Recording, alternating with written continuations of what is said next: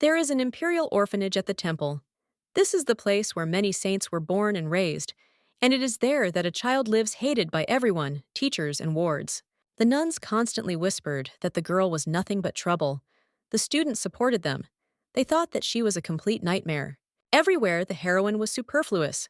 They laughed at her for wanting to become a saint because they thought it was unrealistic, especially with her character.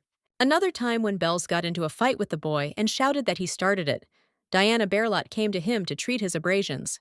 This child is bright as the sun, the complete opposite of the scoundrel. They say that darkness is needed so that the light shines brighter.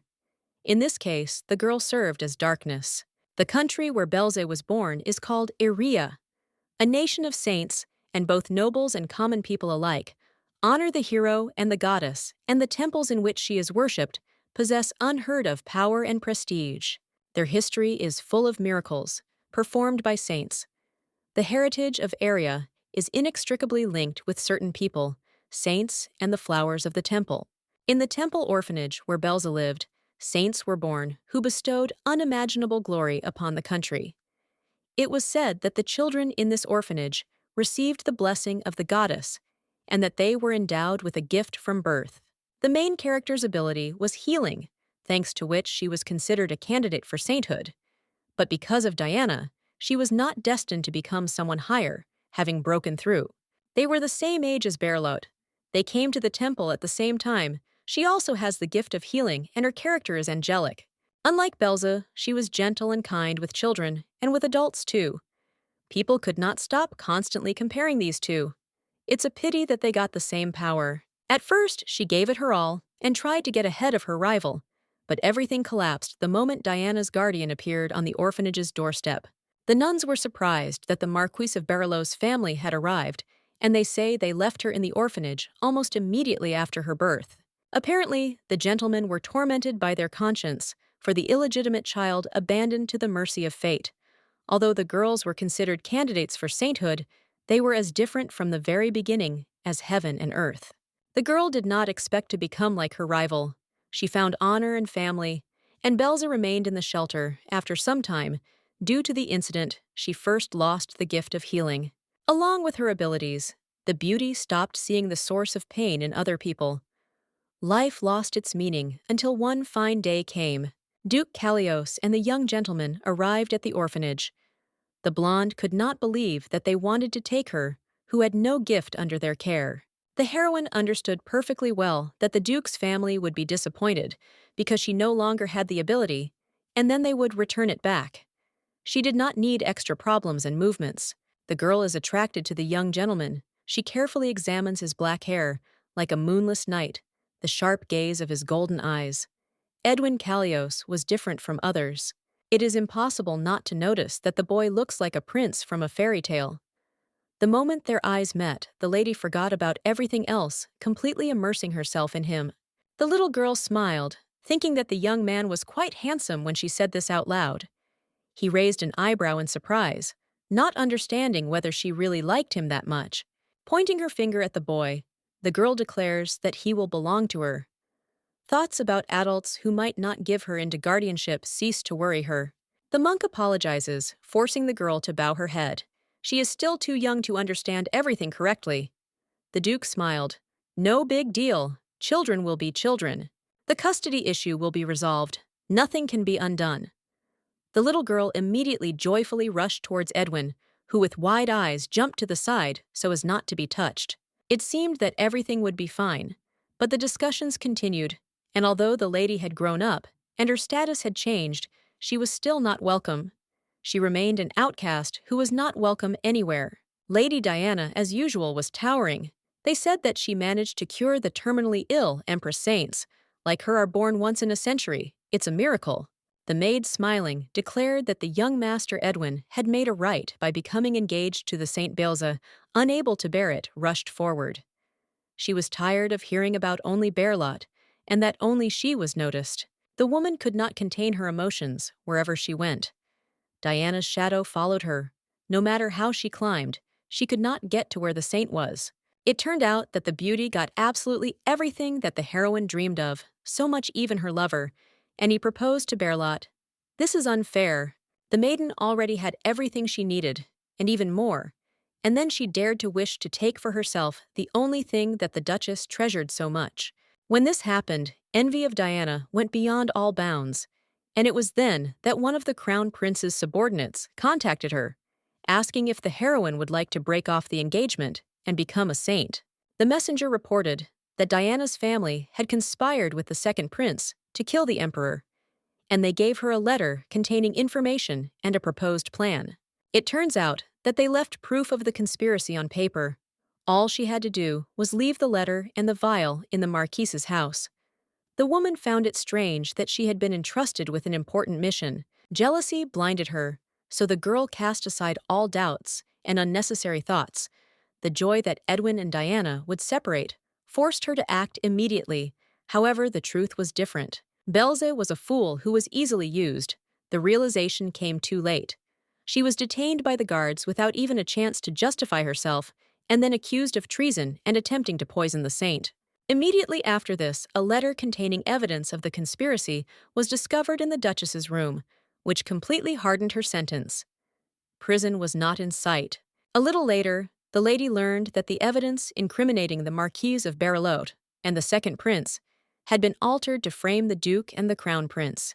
The Kallios family, a great clan of heroes, distinguished by valor in war, preserving a centuries-old history of honor and valor, were stripped of their title and exiled. Standing before the scaffold, the maiden could not stop thinking. The woman didn't understand why everything was happening to her, as if she was playing the villain in a B-movie. Everything became clear at the moment, when the guillotine had already penetrated her flesh. The world she found herself in was actually a novella, a story about a young girl, her trials, victories, and love. She overcame all hardships and became a saint. The title of the book turned out to be My Destiny to Become a Saint. And of course, the main character is Diana, not Belze, so she was the center of attention. Every significant person encountered along the way was one of the male characters in the harem, but the secondary heroine's fate was quite sad. Belze was indeed a second-rate villain. She always interfered with the main character in her search for love and destiny. Everything in the world was created only for Berlot. Everything revolved around her. The woman understood that she was sorry she did not want to end up in such a place, and even more so to lose her whole life to stupid jealousy and anger. At the time of her death, she felt even sadder that her fate had not worked out.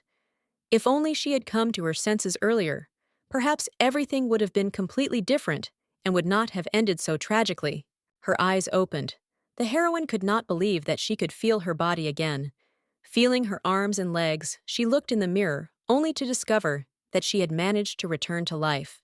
The baby is back in the orphanage. She's 5 years old again. And as soon as she realized she was living in a novel, she managed to reincarnate, and in her past life, there were things that were very different from the original plot. The fall of the Kallios family did not happen in the book. After the poisoning of the saint, they decided to disown the girl, deciding to protect the honor of their family and their fortune as well. Belze is wondering what to do next. She feels completely lost. Perhaps the actions were different from what the heroine did in the original. The girl begins to understand that she has become the reason for the fall of the Duke's family. She is torn from her thoughts. The door opens abruptly. A nun stands on the threshold, who asks with displeasure whether her ward has dressed. The woman orders the blonde to sit down and rewrite the 10th chapter of the 6th scripture immediately after eating. In an hour, she promises to return and check. The most important thing that cannot be forgotten is that Diana had long since finished all her lessons and left the orphanage, becoming part of a very noble family. She went to the Marquise of Betrayal. The little girl raises her eyebrows in surprise as they continue to abuse her. It is unclear how it happened that she, the same age as the saint, never learned to write or read properly. She is a disgrace to the entire orphanage. Between the candidates for sainthood, in fact, there is a huge insurmountable gulf. In front of the lady stands the nun who tormented the girl more than anyone else, and she will never forget her. The woman snorts with displeasure because she sees that no one is listening to her. If this time the girl wants to do something, she will get what she deserves. Why are you staring at me like that? By knocking the baby over, the nun makes her fall to the floor. She doesn't like anything about the person in front of her. Apparently, these are the methods of upbringing used in the orphanage. Unsightly children are beaten. A cough is heard. I wanted it to end soon. But there is no hope for this, because it is a sign of an incurable disease. The heroine will not tell that she knows the secret. The healer's vision is a special ability that allows one to recognize diseases and their causes based on the color of the fire, which only one person can see. In the case of the nun, the blue color of the flame means that she has an incurable illness. In a past life, thanks to her skill, the beauty managed to predict death.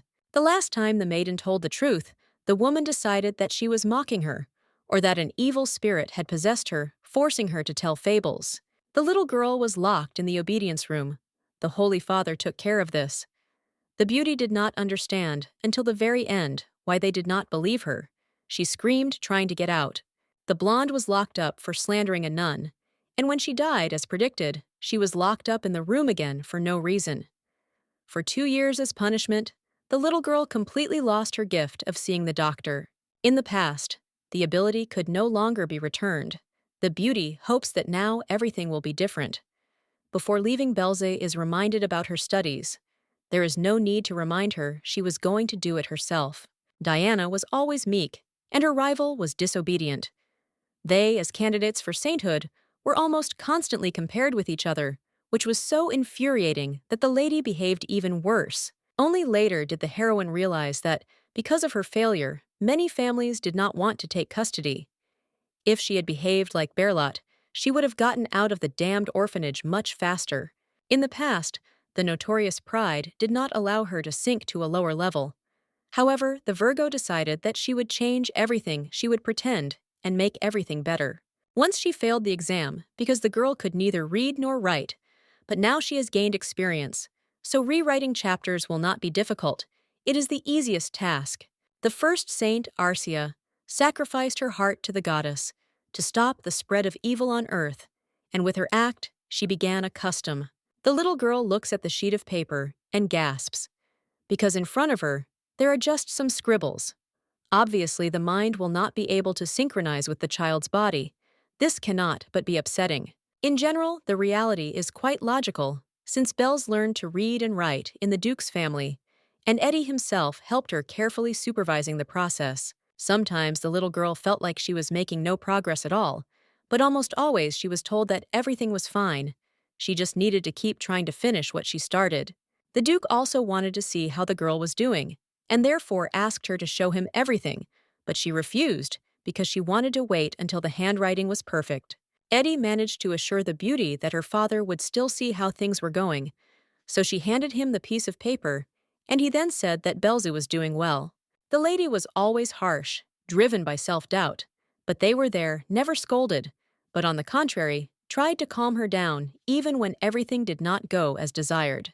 It was thanks to her extraordinary patience and acceptance that the maiden was able to open her heart and begin to consider them her family. Even the first attempt to write a chapter was already regarded as a reason for praise. My father was always kind. He not only praised me, but also laid out my arguments on the shelves. The first time he said that with time, my handwriting would be beautiful. The potential was visible. The child wants them to see each other again. She wants to ask forgiveness for her complacency and rudeness. She wants to repay them with the same kindness and care that she received throughout her life. A week after her return, rumors began to spread throughout the shelter about how much Belze had changed. The restless bully seemed to have been replaced. She was very different from the previous version of herself. Having decided to completely change her life, the lady began with changes that could not go unnoticed. She began to eat everything, even when the taste was disgusting. The boy who tried to annoy the beauty kept saying that she threw out food on purpose so as not to eat it, which made her angry. "I'm trying to get my life together, and you're getting in my way." The blonde wanted to beat him, but to maintain her image, she calmly explained that everyone saw how she ate everything she chewed and swallowed every piece. The boy was lucky he was allowed to get away with the way he behaved. The candidate for sainthood was too busy trying to improve her reputation. She had a long road ahead of her, but she was ready to go through it in order to meet the Duke's family again. One day, a beautiful outfit was brought to the novice, and she was surprised, Since this is usually what noble guests are greeted in, the nun announced that they were meeting with an important person. She had to agree, although there were still too many doubts in her head. No one had any reason to look for Belzy. She didn't understand who wanted to see her. It was absurd. The girl first met the Duke at the age of 7, after completely losing her gift when she was 8. Guardianship was arranged, and she left the orphanage finally finding a happy family. The baby is only 5, and at this age, no one should have visited her. No matter how she started life anew, the actions should not have completely changed the course of the story. The gates open, a painfully familiar voice is heard from, which goosebumps run down her body, covering her mouth with her hand. The beauty holds back, so as not to accidentally burst into tears. From that very day, not for a second, not even in her dreams, she did not forget the Duke's family. She could not forget those who dedicated so much to her, constantly helped, and were there. The nun offers to greet Kallios, who, like a statue, does not express any emotions. He does not remember the lady.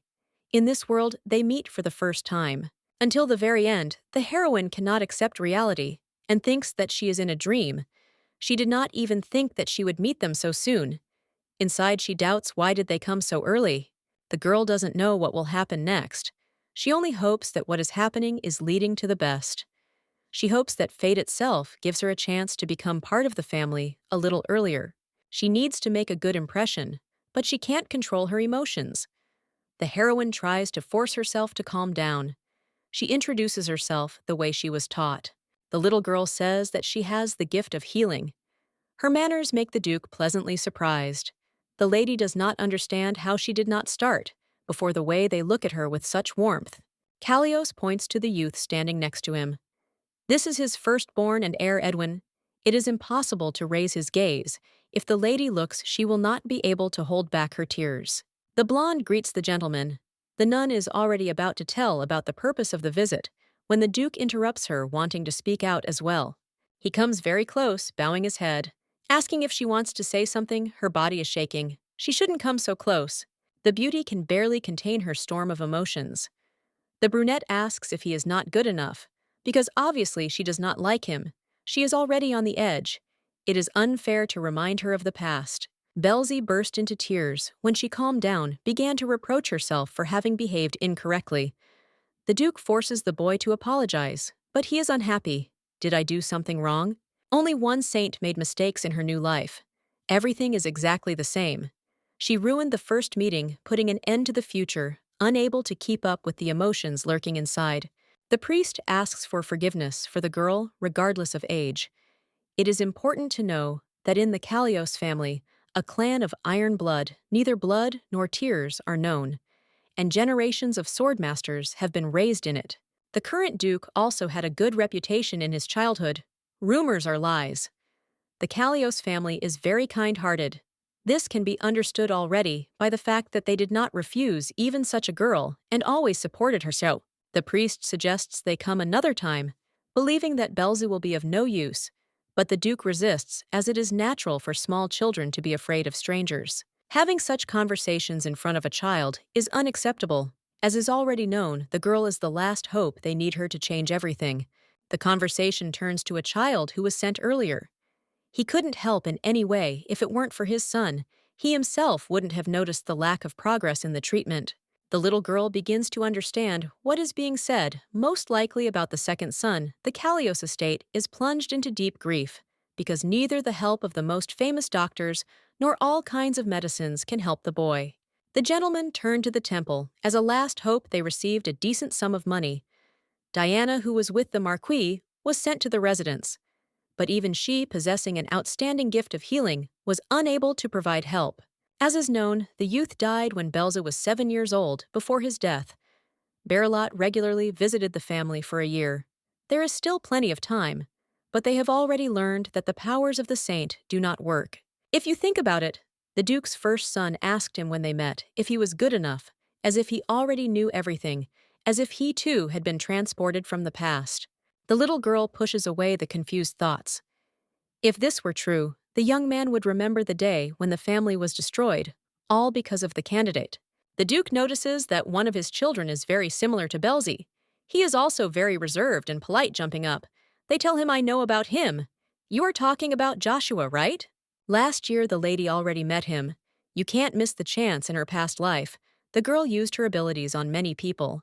The Duke's second son was one of them. The incident was so minor that it was almost erased from memory, but it was a wonderful opportunity to repay the kindness of the Koleos family. The heroine asks if it's true that Diana wasn't able to cure the boy. She can't promise to cure him completely, but if she can help in any way, she will definitely do it. The blonde promises that if she is given a chance, she will definitely do everything possible. Silence hangs in the room. The gentleman thinks about what to do next. The heroine doesn't know if she'll succeed. It's unlikely that everything will go well, because she's much weaker than Diana, Edwin snorts. She even asks us for permissions. They ask Kalios to watch his language and not to behave impolitely. He disagrees. They came to ask her for a favor, and not the other way around. Tears begin to gather in his eyes again. The young man does not understand what he did wrong. This time, sitting down, the Duke extends his hand, asking if she would do them the honor of visiting the estate. The beauty nods. She can't believe it. She couldn't even dream that she would so soon refuse the Kalios family, because they believed in her. She will put all her efforts into treating Joshua. The priest calls Belza. He would like to exchange a few words with her. Before leaving, the Duke must go to the carriage first. Edwin steps forward. If you want to say something, say it in front of us. Smiling wickedly, the old man repeats again that he will take the novice only for a short time, since he is responsible for her, and so he wants to give her a brief parting word. The gentleman nods. They understand that the girl will need a little time to get ready. They will go to the carriage. The brunette finally says that if something unpleasant happens, they need to run to them immediately. The baby feels as if they are trying to protect her with all their might, or it is just a figment of her imagination. I want to hope that this is all real. The door closes. The joy of seeing her family overshadows the memories. Dunkeski was always terrible. Pretend to treat the boy as usual, and then come back. The old man always demanded that the sick not be treated completely, so that they would come back to the temple and pay. It was necessary to show the Kalios who was really in charge. He is greedy and evil. It becomes disgusting. The master orders to do everything, as he taught the disease that even Diana did not succumb to, is definitely beyond the capabilities of such an incompetent. There is no need to throw around empty boasting so as not to spoil the reputation of the temple. They are already in a precarious position. You need to know your place and not stick your neck out. If the maiden fails to cure Joshua, part of the large donation made by the Duke will have to be returned, and if successful, it will be confirmation that Berlot's abilities are not so great. For the shelter, the saint's abilities are the main source of income and pride. They don't want her position to be undermined. It would be much easier to return the donations. The lady is a bargaining chip. When the boy dies, she will be blamed for everything. In the temple, in fact, she is not considered a candidate for sainthood at all. A virgin is easier to use, easier to punish, and even easier to throw away when she becomes unnecessary. In her new life, the beauty will never allow herself to be used. She thinks she can heal the boy. They yell at her, "Are you possessed by an evil spirit?" And you'll end up in the obedience room like Ishmael. The youth had the ability to heal a year ago. He was called to the temple, and he returned to the orphanage only a couple of days ago, having completely lost his abilities, and even his voice. He spent the whole year locked up. Bells is raised as a candidate. She must be diligent in her past life. She heard these phrases countless times. Hopes were like poison, but no one ever recognized her gift. Neither she nor Ishmael were possessed by the spirit. But no matter how annoying what was happening, the lady would play along, and soon the Holy Father would get what he deserved. The little girl needs to hurry. They've been waiting for her for a long time, and at the end she calls the man names, and then takes off so as not to get any backlash. No matter what happens in life, the lady has those whom she will protect at any cost. Edwin waited for the lady near the carriage. Enough time passed. The young man asks if the old man said anything strange, and immediately a denial is heard. In fact, everything is fine. Nothing happened. In the past, Eddie had a strong dislike for the people from the temple. He never explained why. But nevertheless, he attacked Diana when she became a saint. Perhaps they truly loved with all their heart. Virgo states that she was simply asked to take good care of Joshua. She does not want to interfere with the young man. although deep down she is a little sad. After some time, the carriage arrived at its destination, and finally the girl found herself back at the estate. She hadn't been there for a long time and had begun to miss it. It is the sight of a beautiful residence that gives her the confidence that this place is her home, and it is nice to return home again. The Duke leads the lady down the corridor and apologizes at the same time for having to get straight to the point without giving her time to really come to her senses.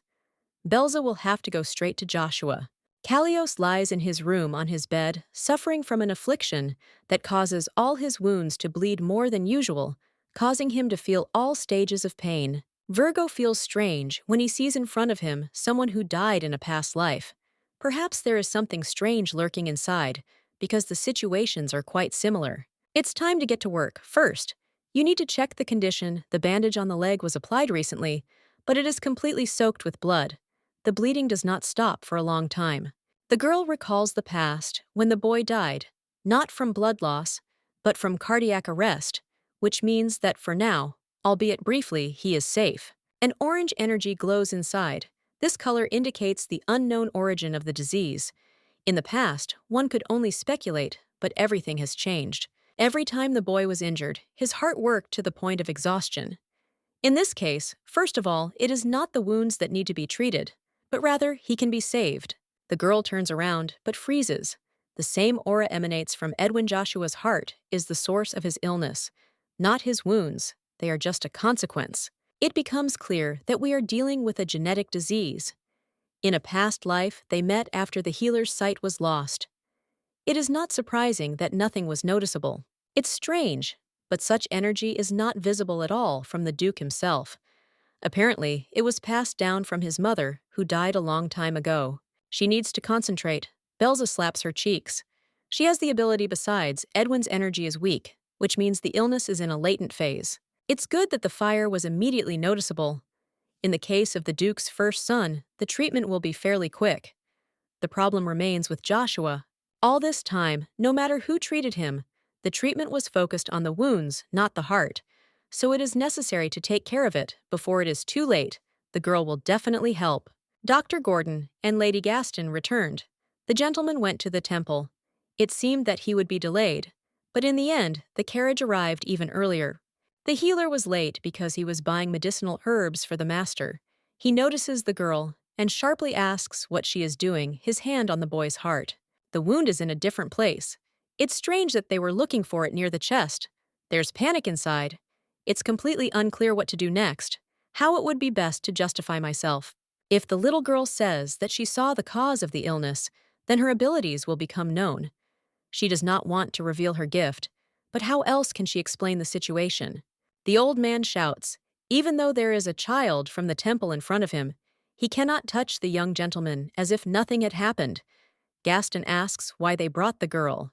The woman is not simple. She is a personal servant who served the late Duchess, whom she took with her from her father's house, and also a nurse for Joshua's. Of all the servants, it was the one who felt the greatest dislike towards the little girl. In a dissatisfied voice, Madame asked if this was the same charge who had 10 times less strength than Diana. The man orders them to remain silent. They have an important guest in their house, whom he personally invited. In the future, Emma should choose her words wisely without offending anyone's dignity. Asking his lordship's forgiveness, the maiden departs. Gordon is assured that the candidate for sainthood can be trusted. It is already unbearable for him to see his son slowly fading away, losing his vitality. The young man supports his father, although the doctor still tries to speak out against him. That is, you want to say that we are making a mistake in trying to save Joshua. It is noticeable that even as a child, Edwin already has a strong character. He is similar to his adult self, just as unwavering and reasonable. The beauty is going to start treatment she has already tried earlier, but the problem is different. A ray of life is visible in the hand, which is barely visible. The power is felt inside, it flows through the veins, beats in a seething stream, but only a drop comes out. For this reason, in a past life, the gift was so weak. The beauty confidently gave her promise, believing that in her new life everything would be different. The words of the saint come to mind, who considered the gift lesser because of her weak faith in the goddess. Immediately comes the realization that Diana's words were most likely true, because then the lady did nothing but curse all the gods. She did not understand why she was given the fate of an orphan and was surpassed in everythings. The girl prays after all the goddess Aria sent her back, in time to give her a chance to correct all the mistakes she once helped to heal the boy. In exchange for help, the beauty promises that she will never hate Diana again. She will not interfere with her and Edwin, leaving the two alone. She will build her own happiness. In her past life, the goddess had already devoted too much time to Berloth, and the power within her increased, and everything around her began to glow, only confirming that everything was beginning to change. The girl freezes. She feels an enormous force bursting out of her body. Her hair floats in the air. The light moves forward right at Joshua. Everyone is surprised. Silence falls in the room soon. Everything becomes quiet. The lady sinks down. She still doesn't quite understand what awaits her next.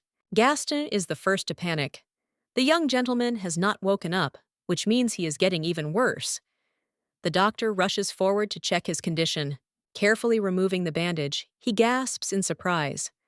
The bleeding has stopped and a scab is beginning to form, meaning the healing process has begun. The energy of the disease emanating from Joshua almost disappeared. The critical point was passed. The maid was still unhappy. She knew that the orphan would be of no use. Suddenly, a voice is heard. The boy sits up in bed. He rubs his eyes and then asks why they are all gathered. A joyful cry. Finally it happened. Everyone rushes forward to the young man. The girl wanted to go ahead, but realized that she would be superfluous. They have a reason to be close, and she climbs under his arm. What is the point of this at all? Blue-eyed is the first to pay attention. He asks who is standing to the side. Of course they introduce him to Belzer. This is the girl who saved his life. He is happy. He knew that his sister would come. Thank you for keeping your promise. The girl is so tired that her head is spinning. The Duke asks his son what they are talking about. Edwin thoughtfully suggests going to rest. It seems that the lady is not quite well. Everything is swimming before her eyes. Her nose is bleeding. The blonde herself does not notice how she loses consciousness. She finds herself in a strange place. Judging by the setting, it is a banquet in honor of the goddess. Although not everyone will be able to become a saint, the children in the orphanage are special.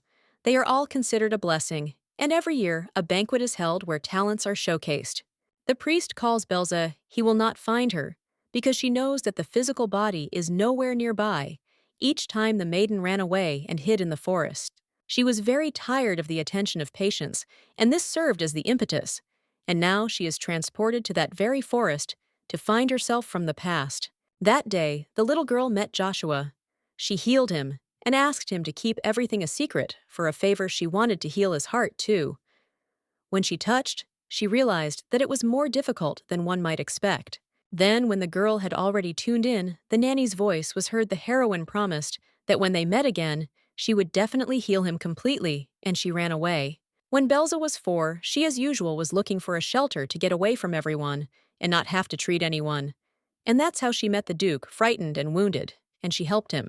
Unlike her, Joshua remembered the promise he wanted to ask forgiveness for the fact that in that life, the girl let him down. This time, everything would be completely different. The heroine would not let him down. The blonde opens her eyes and jumps up. She doesn't remember anything as she lost consciousness after healing the Duke. Her gaze immediately went to the boy's heart to check everything. The condition has noticeably improved. The energy of the disease in the chest has weakened, which cannot but, please thank the goddess, all that remains is to heal the remaining wounds that remain on the body. Belzy stretches her hand forward. She just needs to finish the treatment.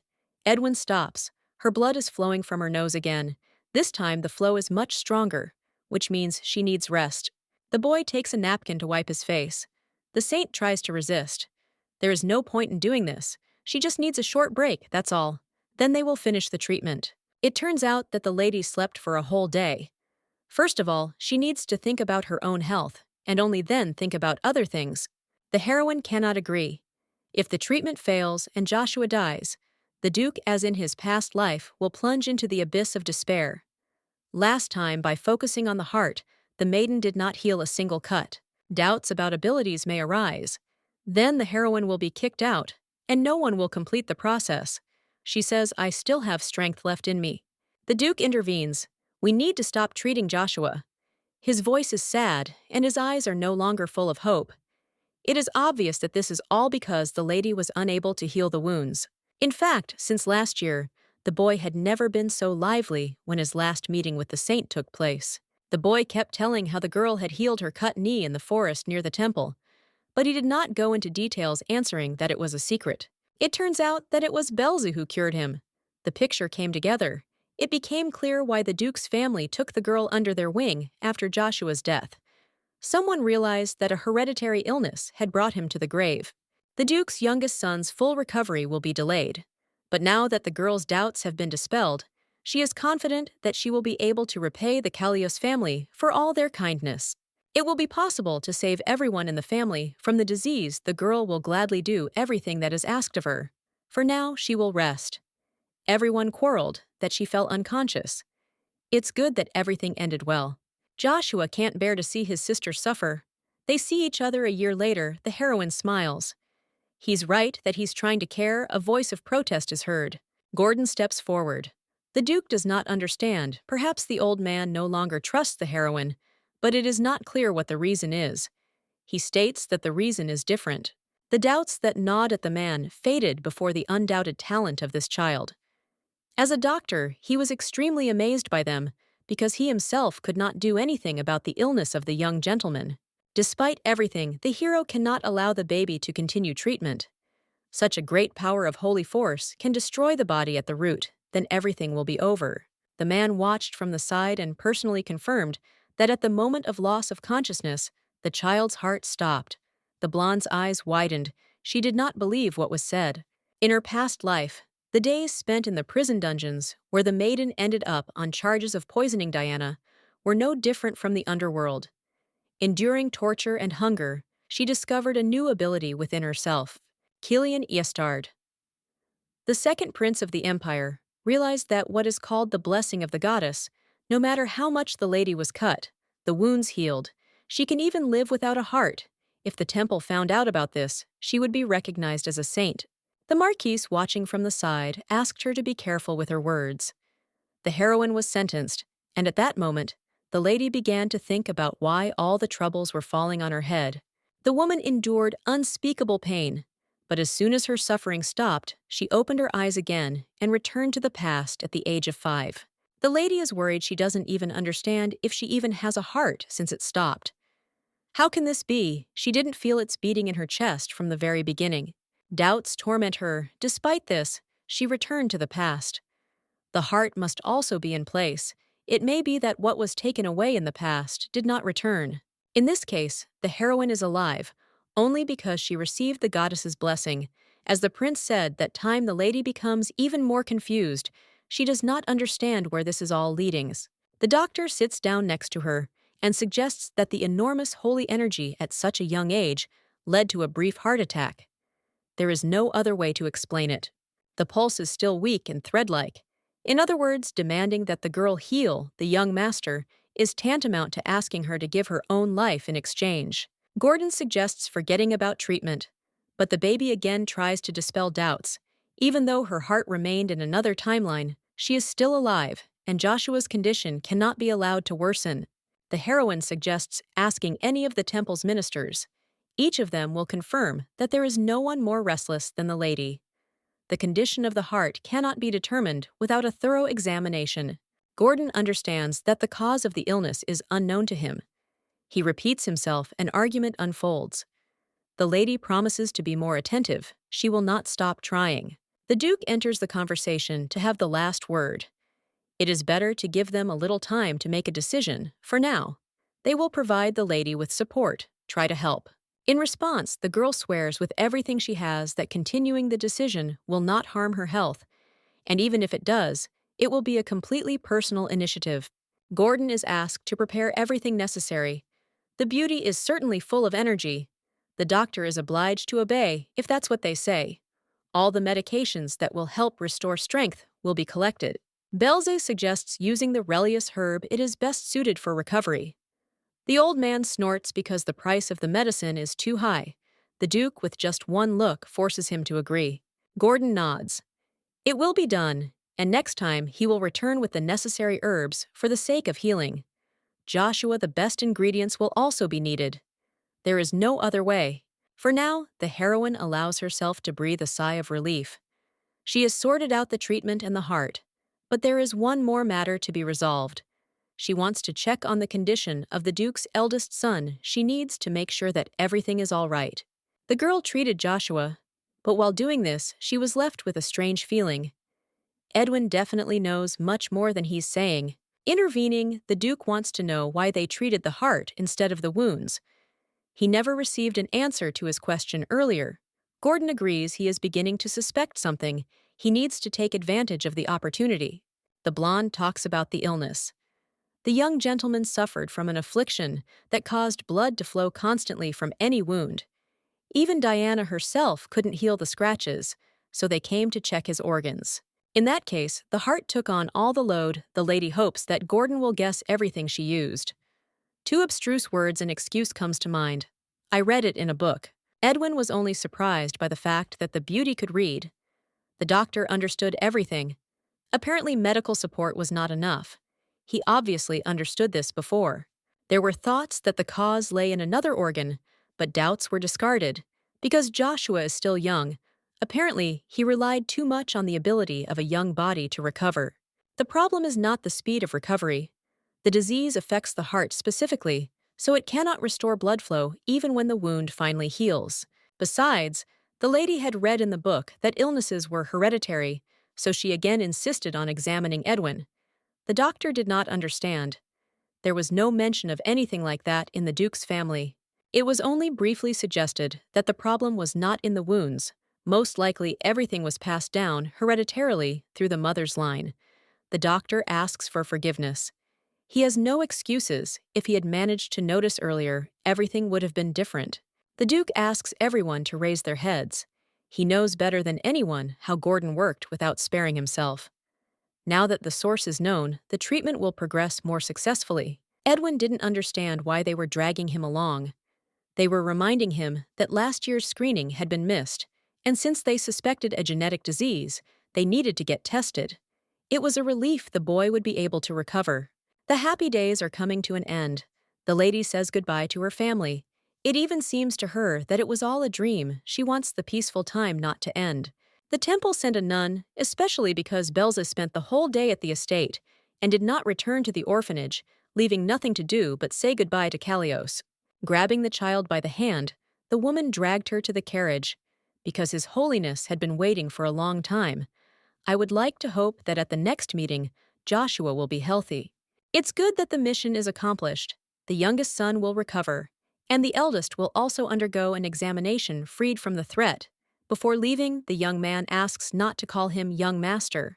Before this, the girl calmly called him by name when she had not fully recovered.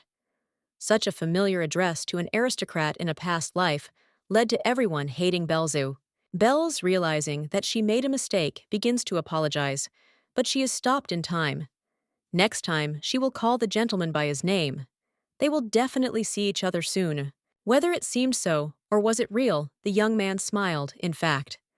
Considering the fact that so much has changed, the beauty is no longer sure that they will be able to see each other again. Despite this, the lady hopes for it.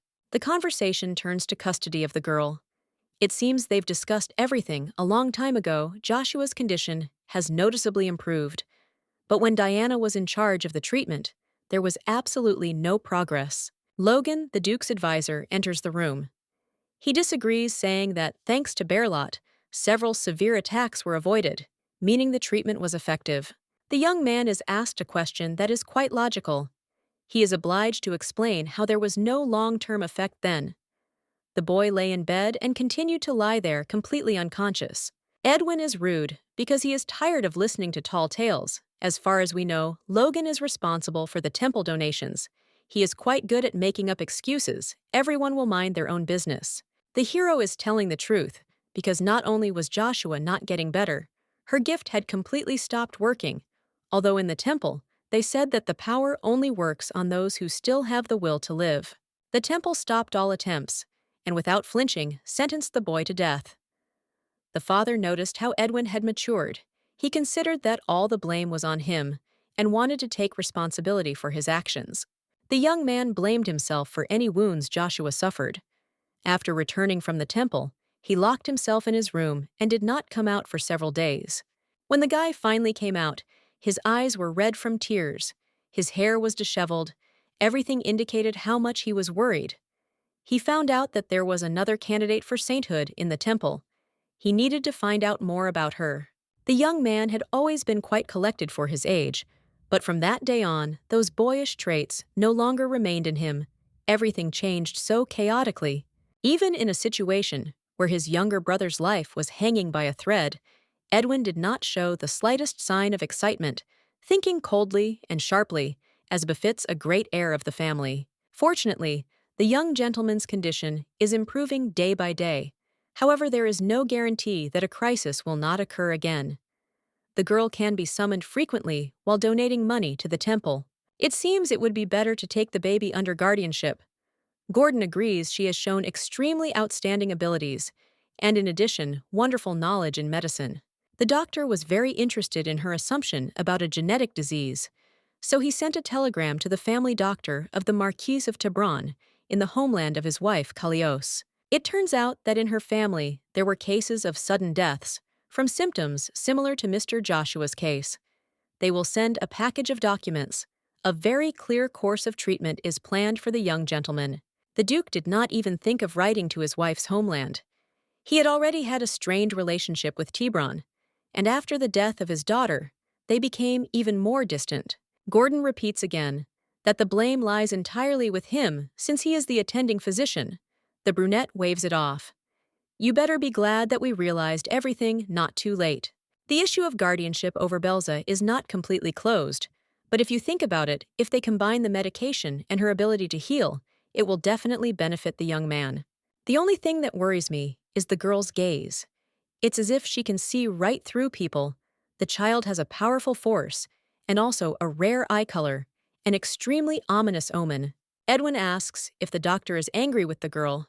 Because of the expensive herbs, he won't deny it. However, that's not the point. There really is something wrong with her. The Duke shrugs. Luck is not on the doctor's side. This time, everything will be different. Even though Belzy is considered suspicious, the young man has already managed to like her, so he will stand his ground. The girl looks very much like a bunny, just a cutie, especially since Kalios always dreamed of a daughter. And finally, they will have another member of the family. Logan raised an eyebrow. He was shocked because he wasn't imagining things. His lordship said exactly that. But Edwin liked the eyes, most of all. The color was bright like blood. The girl was sent to the priest. He was expecting her, because they were planning a not very pleasant conversation. Everything is already known, they say.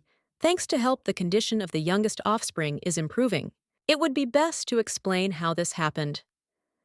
The beauty lowers her gaze and assures that, as she was ordered, she only pretended to treat him and did not try to overstep her bounds. A document is shoved in her face, and she wonders why the Duke sent it. Then, the girl raises an eyebrow and takes the opportunity to read the contents. The Duchy of Kalios, expressing its heartfelt gratitude for the assistance provided, asks for several things. Firstly, to establish sponsorship over the candidate for sainthood. Secondly, they wish to be given custody of the above-mentioned one, so that she can always be with them. The little girl's eyes light up with joy. She can't stop smiling.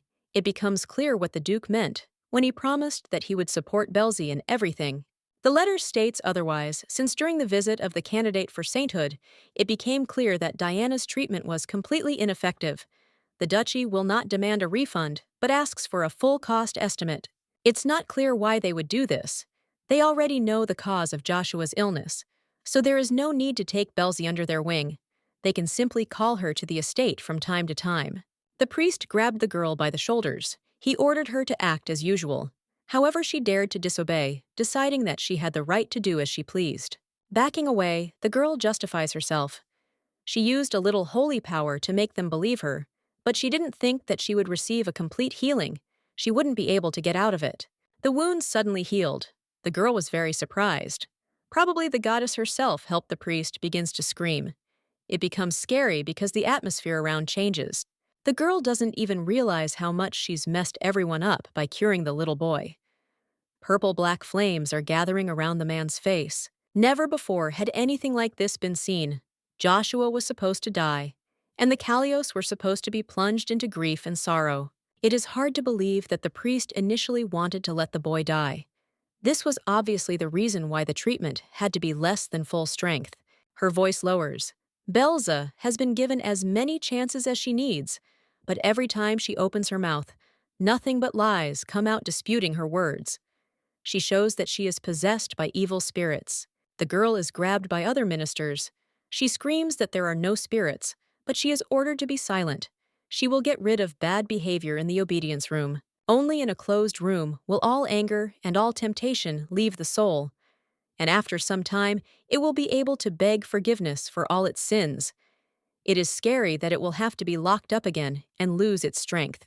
Far away in the depths of the temple, there is a hidden place where naughty children are locked away. However, the goal is not re-education at all. It is there that those blessed by the goddess are deprived of their abilities. Such is the nature of the room in which Belza found herself again. Before this, Ishmael had lost the gift of the divine voice and had spent a long time locked up. In a past life, the saint herself lost her gift of healing for the same reason. But this time, the lady will not allow the priest to take away her ability. It's feeding time. The blonde is incredibly hungry, but there's no risk of mixing sleeping pills into her food, and who knows what else she hasn't figured everything out. Yet she needs to think about it. It is unclear how long they will have to endure all this horror, since the duchy has already sent a letter to the temple. They will definitely not abandon the child completely alone. Unfortunately, since the body is very young, there is not much strength to hold on. The beauty understands that she will not last more than 2 days. She hears a familiar sound. The sound coming from it is very similar to what Diana learned in her past life. An ancient dialect. Everything around begins to shake. Scarlet symbols fill the walls and floor. The magic manifests itself vividly, and it immediately becomes clear that they are not taking away the ability with the help of drugs at all. This entire room was created to absorb magical power. The little girl needed to get out as soon as possible. She believed that she had lost the ability to heal. She needed to hurry, otherwise everything would happen again. Her mind was gradually becoming clouded. Belze feels sorry. She wanted to help Eddie. At least this time, a familiar voice is heard. The lady is not sure if this is happening in reality. In a weak voice, she asks how he got into the cell. They are about to drag the girl outside. She apologizes, saying that everything happened because of her. In fact, in such a situation, there is no shame in asking for help. Then, as in the past, the young man pulled Belz out. He asked her to wait until he dealt with the pursuers. She asked him to believe her. "I didn't do anything like that, I swear." The brunette asked to wipe away the tears and handed over a box. "There is a heart in it. You need to look after it more carefully. It is an important part. The main thing is not to lose it." The members of the Kallios family are not afraid. There is no need to shake. She does not consider herself part of the family. However, it turns out that in honor of the 17th birthday gift, her father prepared adoption papers. The voice of one of the guards is heard. They are immediately about to run away. At the last moment, the man manages to swing at Belza, but Edwin pushes her away. He is pierced with a weapon, hitting right in the heart. Tears stream down her cheeks as the heroine begs the young man to hold on. She will definitely heal all his wounds. No matter what, the bleeding does not stop. All attempts are in vain. Eddie, gathering his last strength, raises his hand and calms down. There is no need to cry, because when he sees this, he feels helpless. The young man's eyes closed. The girl leaned against him, realizing that her heart had stopped beating. The Duke had died trying to save a member of his family, the one because of whom they were exiled. An explosion emanates from the heroine, causing the soldiers to fall dead. She was considered a witch who could not control her power. The girl opens her eyes. Everything is visible through a veil, but despite this, she understands that the young man is alive. It's good that everything is fine with Edwin, and the rest is completely unimportant. The heroine comes to her senses a little later. She has confused reality. The Duke is holding her in his arms. The temple servants have gathered around, not understanding what is happening. Apparently, his lordship pulled the girl out of the obedience room. The head priest asks how the gentleman came to them. The lady is happy that she left that place before all the powers disappeared. As ordered, Logan gathered all the staff from the temple. It was time to discuss something. although no one understood what was going on. Initially, they were all collected because the gentleman had a lot of questions. He picks up the bag that he found in the corridor, thanks to which he found the room. The girl understands that they are giving her back the very medicine that she begged from Gordon through force. The little girl tried to remember where she put the thing. It turns out that it was lost. The Duke came to the temple in search of the heroine, saw the bag, and immediately felt something was wrong. It's better to hurry with the explanations, the priest is shaking. I understand your confusion. They explain that the place is used to exorcise spirits, and last night, Belza was at the estate, where apparently an evil spirit possessed her during a ritual. Let it be. So the young man does not agree with the methods. The temple servants cannot be so cruel to a child the goddess bequeathed to protect those who are weak. The spirit has taken possession of the Holy Father. They will help him with the ritual of exorcism with the help of a sword. A voice is heard. Pope Montanus II. The pontiff is coming down. The little girl is surprised, because the man almost never visits shelters. But it turns out he came to offer congratulations. The candidate for sainthood was able to heal the duke's son, Callios, who was supposed to go out to the meeting, tries to stab the chief priest while being in a strange-looking room. The old man shouts that this place was specially built for educational purposes. The pontiff passes by and turns to Belza, a perfect opportunity to tell everything. The little girl nods. She saw her dad when she first came to the temple, but this memory seems distant. The minister does not emanate the same ominous energy as the others. One would like to hope that the words will be believed. The girl says that the room is called a place of obedience. Those children whom His Holiness considers disobedient, he declares to be possessed by an evil spirit and locks them up. Tears well up in her eyes as the heroine begs him to believe her that she is not possessed by any perfume. The man strokes her head. He promises that everything will be fine. Dunkeski is captured from that moment on. He will be excommunicated from the temple. Moreover, all the ministers involved in the incident will be punished in accordance with the Holy Scriptures. The master orders that everything be removed from the room and the premises locked. He does not understand what other crimes were committed within the walls of the temple. Apparently, even the Pope cannot read the ancient writings. I would like to tell everyone that the room is designed to deprive people of their abilities, but there is almost no evidence. We must be glad that all the horrors that happened in the shelter will finally stop. The Duke asks that the temple documents be handed over to him. They will forward them directly to the Imperial Bureau of Investigation so that they can thoroughly examine the incident and identify all those involved. The priest shouts, "He dedicated his whole life to this place. It cannot be taken away if the case is transferred. It is clear that they will treat him there as a common criminal." Well, if the Bureau finds out that the room was used to take away children's abilities, the pontiff doesn't know if he can agree, since this is an internal matter for the temple. Maybe it's not worth going that far. The child will soon be taken into custody. The document about this was signed personally by the Pope. The Duke returned to take the baby, but knowing what horrors the priests committed, they will not let it go unpunished. The pontiff nods. He has no choice but to agree. His Grace will leave all the worries to the master. Let him sort everything out himself. Dad is a good man. However, the white glow emanating from him symbolizes that the body is weakening due to age. He has about 4 or 5 years left. When his lifespan comes to an end, death cannot be avoided. A girl can only pray that a blessing be with the man, so that his allotted years pass as favorably as possible. Before leaving, the heroine asks to talk to the priest one last time. It is about Dunkeski, although they are about to take him away.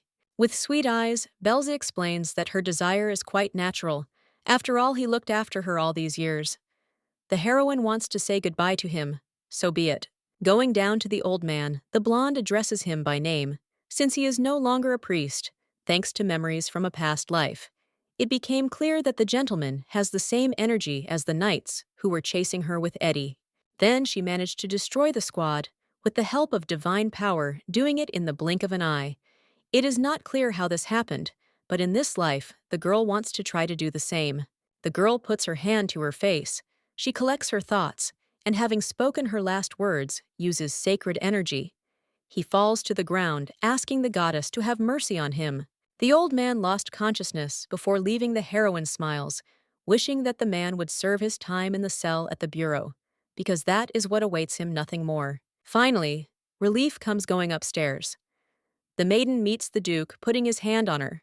He understands that she has a fever, just in case they order to prepare a carriage, and even better to contact Gordon. Logan suggests staying at the temple and performing a quick healing ritual, but the little girl, with all her strength, says that she doesn't want to linger, in which case they will immediately go home.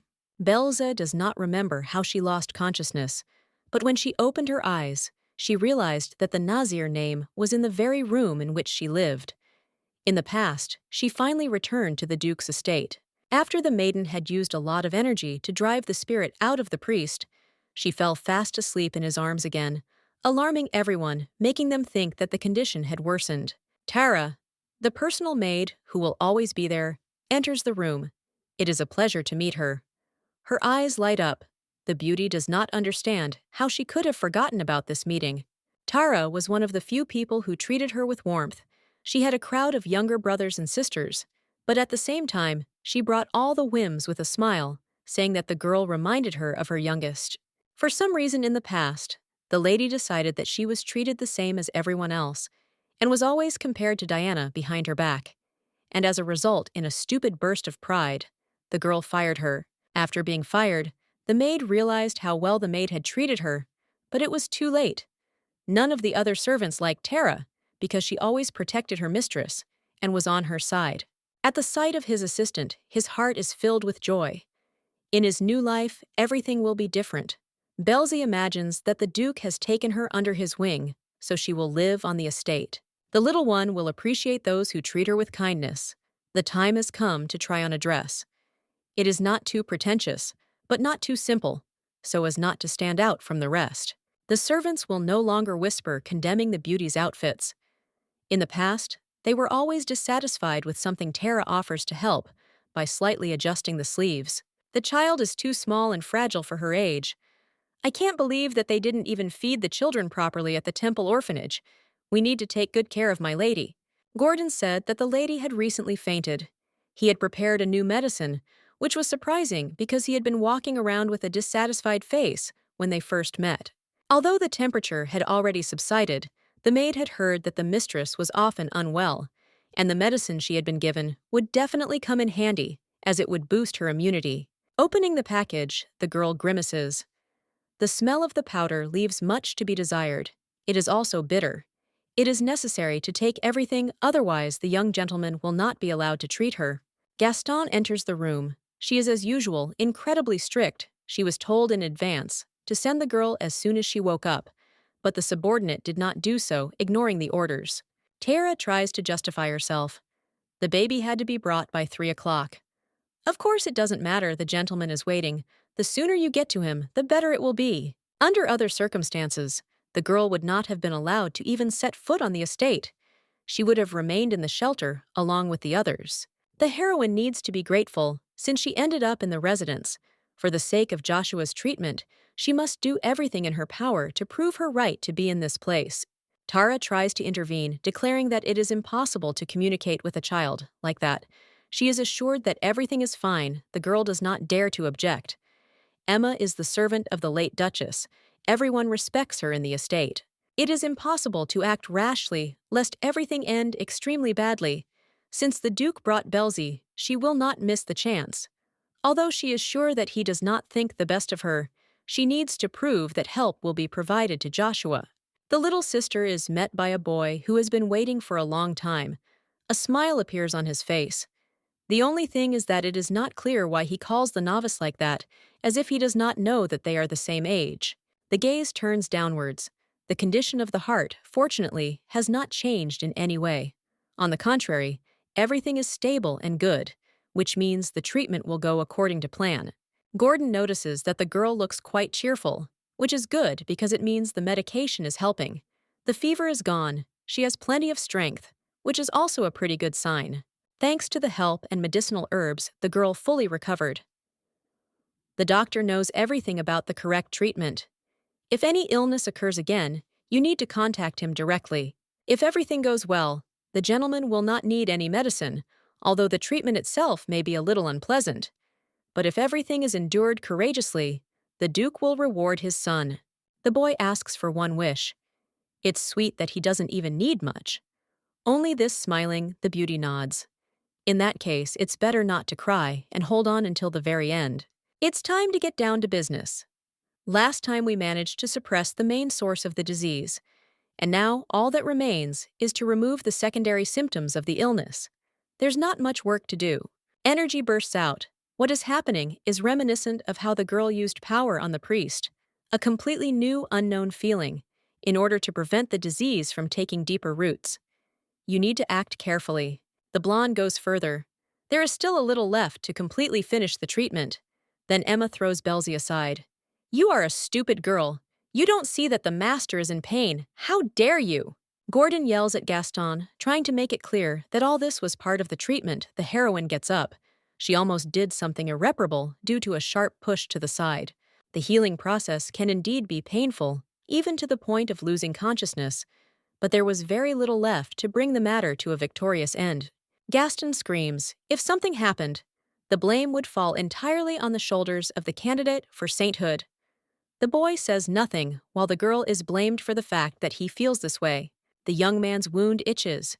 He tears off the bandage, but there's nothing underneath. He can't believe the scab has completely gone, meaning the healing has been successful. The girl is confident that she will be treated more favorably in the future. What happened shows that her treatment is helping Joshua. All that remains is to convince Emma of this so that she will no longer interfere. So far, the condition has improved significantly, but they have only passed the first stage of the necessary process, and this process will require a stronger concentration of holy power. A little earlier, the maiden was able to complete the healing safely and quickly, but if she had been pushed away before the remaining energy was removed, the young master could have been seriously injured. I hope that you will not interfere anymore. The nanny wants to start screaming, but the boy stops her. He agrees with what was said because his sister really tried to help him, but instead she got a problem. Besides this, Emma herself said that if a person has done something wrong, it is better to immediately ask for forgiveness, bowing her head and saying, "Forgive me." The brunette was worried that the young gentleman might get worse, so she acted extremely rudely. It was completely wrong. Belzy interrupts. She would like to promise something. The reason Gaston is acting this way is because she is too worried about the Duke. She has promised that the young man will be cured. She just needs to trust. The girl is shown medications. Last time, they gave her a tincture to strengthen the heart, and the new drug will enhance the effect of the previous ones and relieve pain. It is not surprising that the healing remained at the same level and even became more effective. Gordon is a real master. He is certainly proud of himself. Edwin came into the room and asked if the treatment was over. Perhaps it was because the girl had not expected to see him soon, but for some reason she felt awkward in his presence. Belzy is asked about her condition. The answer is interrupted, although the young man allowed them to call him by his name. But this does not mean anything. It is better to call him young master. The beauty is asked to remember what they agreed on. The younger brother hurries to them, who does not understand when they manage to become friends. Then call me by my name too, Josh. Shrugging his shoulders, the young man explains that the boy can also become friends with her. She is not his sister. The Duke insists on his own. If there is a girl in the estate, she is automatically considered a sister. The blonde decides to report that when the sacred power was directed at him, the wound healed. It is impossible to imagine how cool it was. The young man also needed to watch and not sit in class. Edwin asks to take a look because he still doesn't believe it. The girl feels a strange atmosphere turning around. She meets the gaze of Madame Gaston. Emma looks at the Duke's eldest son with incredible contempt. It would be understandable if she hated Belza since she is much weaker than Diana. But what is happening is quite strange. Raising her voice, the woman addresses Eddie calmly, reminding him that he should be at sword-fighting training. I think it's time for you to leave. Gordon intervenes to change the course of events a little. Joshua needs rest, so he needs to leave the room. The boy will be left alone. Before that, he asks about the wish that was promised. Blue Eyes wants to be played with the baby, has recently arrived at the estate. They haven't had time to really spend time together. Yet it's not right. The doctor thanks Edwin for finding time to visit his brother, although he is busy with his studies. He was on a break between classes, so it wasn't a problem. And we're talking about a new medicine for Belza that was created not long ago. While the doctor was preparing new medications for Joshua, he decided to do the same for the girl. She needed to be taken care of. She was already taking on too much. Last time she had overloaded herself. It's impossible not to notice that the young gentleman is not indifferent to the girl since he asks about this. The brunette snorts and denies it. It is considered to be human concern, simple gratitude for the help his brother received. It is time to leave, otherwise he will have to miss class. The doctor stops the young man to warn him that it is already obvious to everyone that Gaston's attitude has noticeably worsened since he and Joshua went for a walk. The young man brushes it off. It is obvious that she will behave like this when the Duchess died. The woman suffered greatly because she became very attached to her youngest son, who looked so much like him. Gordon understands. But despite this, it is worth knowing that the behavior is still unacceptable. The brunette remembers that the boy really got hurt that time. Because of him, he feels sorry for his younger brother. One can understand her anger, because it was because of that wound that her brother's condition began to noticeably worsen. He had not been seen happy for a long time. She should just be glad that he is no longer in pain. The blonde shows his sister everything that was given to him. There are various jewelry in the box. When the girl was asked to play, she did not suspect that they would be playing with family jewels. The little girl is offered to put on a ring. She decides to play along. It turns out that this is the Duchess's ring. Everything in the box belonged to his mother. If he were older, would he have necessarily worn anything? The boy does this because he misses his mother. A good idea comes to mind. The girl suggests hanging a ring around her neck, since it is too big for her finger. This is of course not forever. You can't leave it on the bandage. Then the Duke will make a chain. The young man hugs Belza because he wants to express his gratitude. I really like everything as it is. The guy gave the girl a necklace that he thought was perfect for her. Rubies suit her very well. They are playing at being princes, which means she will also become a prince, even though she is a girl. Gaston came into the room along with Tara. It was believed that it was time to stop playing, or even better, to return to their room to rest a little. The boy tries to ask her to stay, but only the heroine understands that there is no need to drag it out. They will definitely play next time, because after all, there is enough time in them. From now on, Belz will live in the estate. It's time to clean up, starting to put the jewelry in the box. The Duke is going to clean everything himself, because he knows how and where the jewelry was stored. It seemed that the nanny had calmed down a little after recently. Even in her past life, she and Edwin rarely exchanged a word, but there was no idea how strained the relationship was. It's hard to believe that something happened between them, later the girl asks Tara, a question she should probably know: what happened between the young gentleman and Gaston. The little girl couldn't help but notice the strangeness. It seems that they don't get along very well with each other. It became interesting to know what happened. The maid nods. She herself is not sure of the answer, but she can explain it more simply. It all started with the last walk, when Mr. Joshua got injured. That time, his condition noticeably worsened, bringing with it even more problems that could no longer be overcome. Before this, Emma had always had a special attitude towards the gentleman, who was very similar to the late Duchess. But after that incident, a chasm opened up between her and the gentleman, and everything noticeably changed for the worse. It turns out that in the past, the gentleman's youngest son died after one walk, and the lady in turn hated the young man. It's better to talk about something positive. The boys played games with jewelry, even with a ring. Tara asks about the jewel with the blue stone. The late Duchess loved this ring most of all. The boy rarely takes it out of the box. It's better not to mention this in front of the nanny. The lady didn't know how much trouble the jewelry would bring. A few days later, the gentleman plans to go away with Edwin to the temple. For a short while, Logan doesn't understand what the point is, since all the business with them had already been settled long ago. It turns out that more papers need to be signed to finally take Belz under his guardianship. The Duke was planning to go alone, but the boy decided that priests couldn't be trusted, so he would keep an eye on them. While there is no head of the estate, an assistant is left to keep an eye on everything. The young man nods and promises that everything will be fine. The main thing is to be careful. Tara informs the lady that the Duke and his eldest son have left the estate. Joshua's treatment will be suspended for a while. I wonder what the girl plans to do. The blonde asks to bring her paper and a pen. She still doesn't write very well. It will be just right to practice a little, since the moment she managed to get into the past. There was no time to think everything over. The reunion happened much earlier than expected. Now there were many things to do, for example treatment. There was no chance to figure out what the future life would be like. The first 2 points on the list are ideal. Virgo is as kind as possible, doesn't treat anyone rudely, and punishes people who hurt her loved ones. In general, she can handle the third point as well. In order to prepare for emergency situations, strength is needed. Virgo knows where to find the important ingredient, so you don't have to worry about money. All that remains is to find your heart. In Edwin's past life, it remained, but it's unclear where it might end up. While the heroine is little, she can justify herself by saying that she is little, but when she grows up, it will be much more difficult. While she is looking for a heart, she needs to be careful and not attract attention. There is a noise outside, going out into the corridor. Bells sees Madame Gaston and the maids. They will have to search the room, not understanding for what purpose they will do, this Tara asks again. It turns out that the late Duchess's ring has gone missing.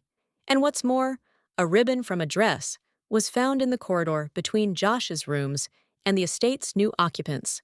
The only people who knew where the ring was were Emma and the young master. They ask for assistance, but the maid resists.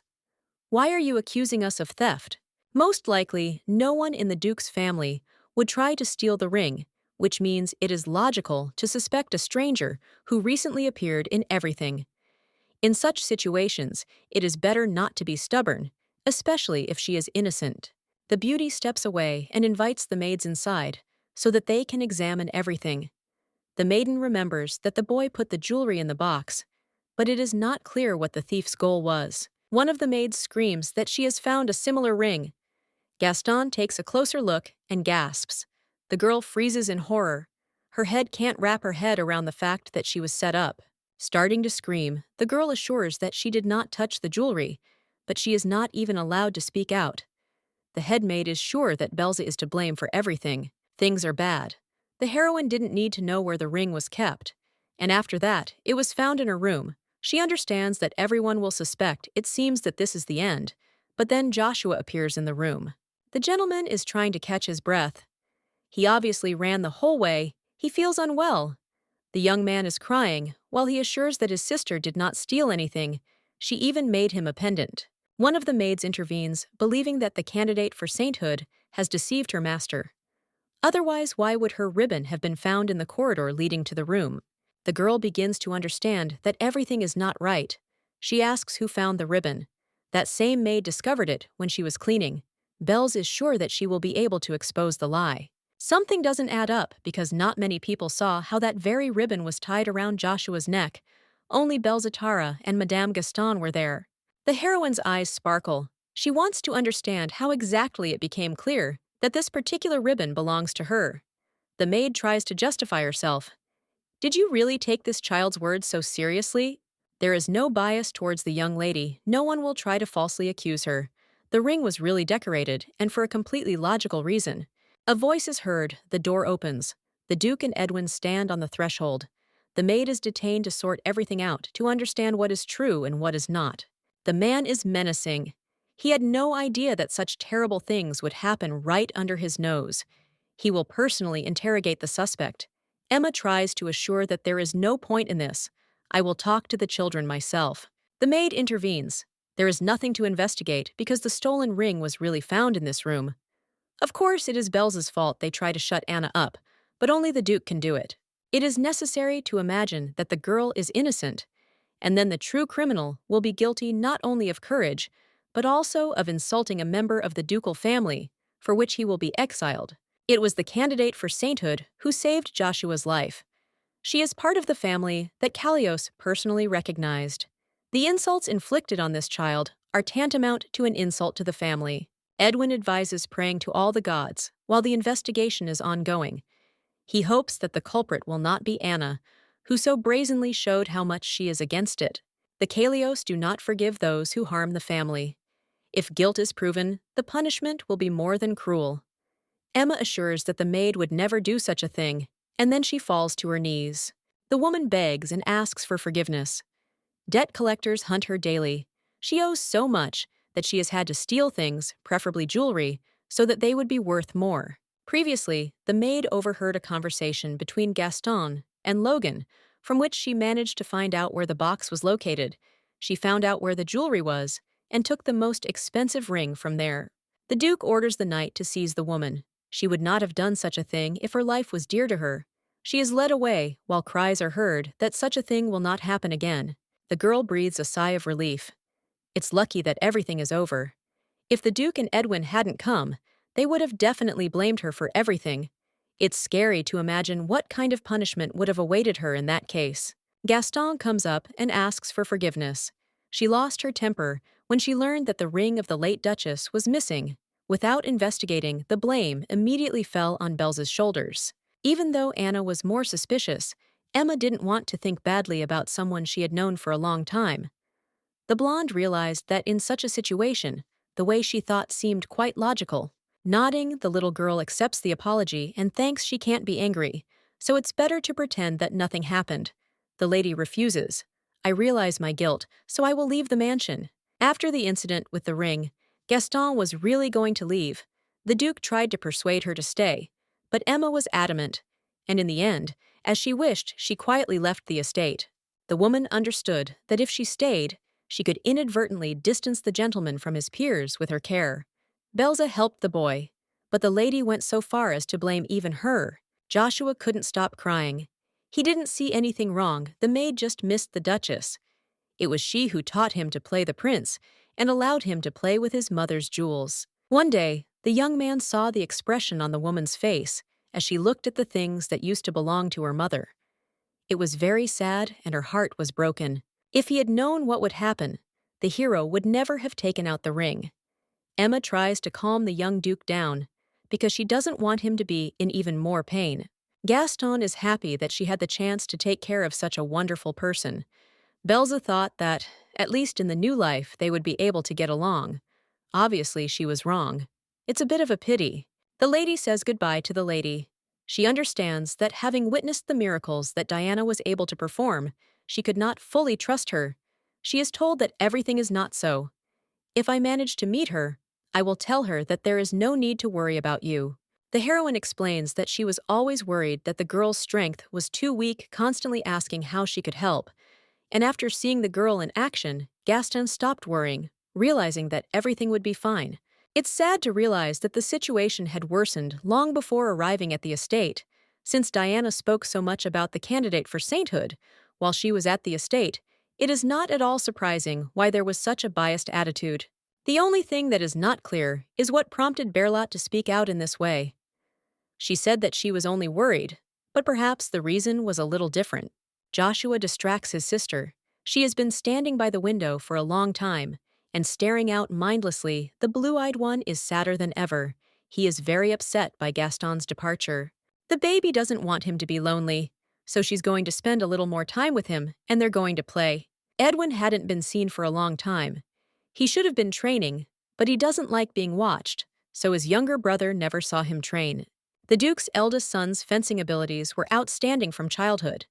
It would be great to see this, but coming without permission would be considered very rude. A few days later, peace and order were restored in the estate. From that day on, two major changes occurred. The attitude of the servants changed, and another maid came instead of Emma. When she had free time from treatment, the heroine went for a walk in the forest, on the estate, searching for the source of her future wealth. Fairy grass, a magical plant famous for its amazing skincare effects and growing only in the forest. For several days in a row, the girl hunted for the plant, but failed. She resigned herself to the fact that she would again leave empty-handed. The clanging of swords is heard attracting attention. The heroine forgot that there was a training ground nearby. She completely forgot about it. Edwin was training there, which meant there was an opportunity to watch. The little girl asked herself not to be led, but in the end, she still went into the bushes to observe. She was too curious. As long as no one noticed anything, you can consider that there are no problems.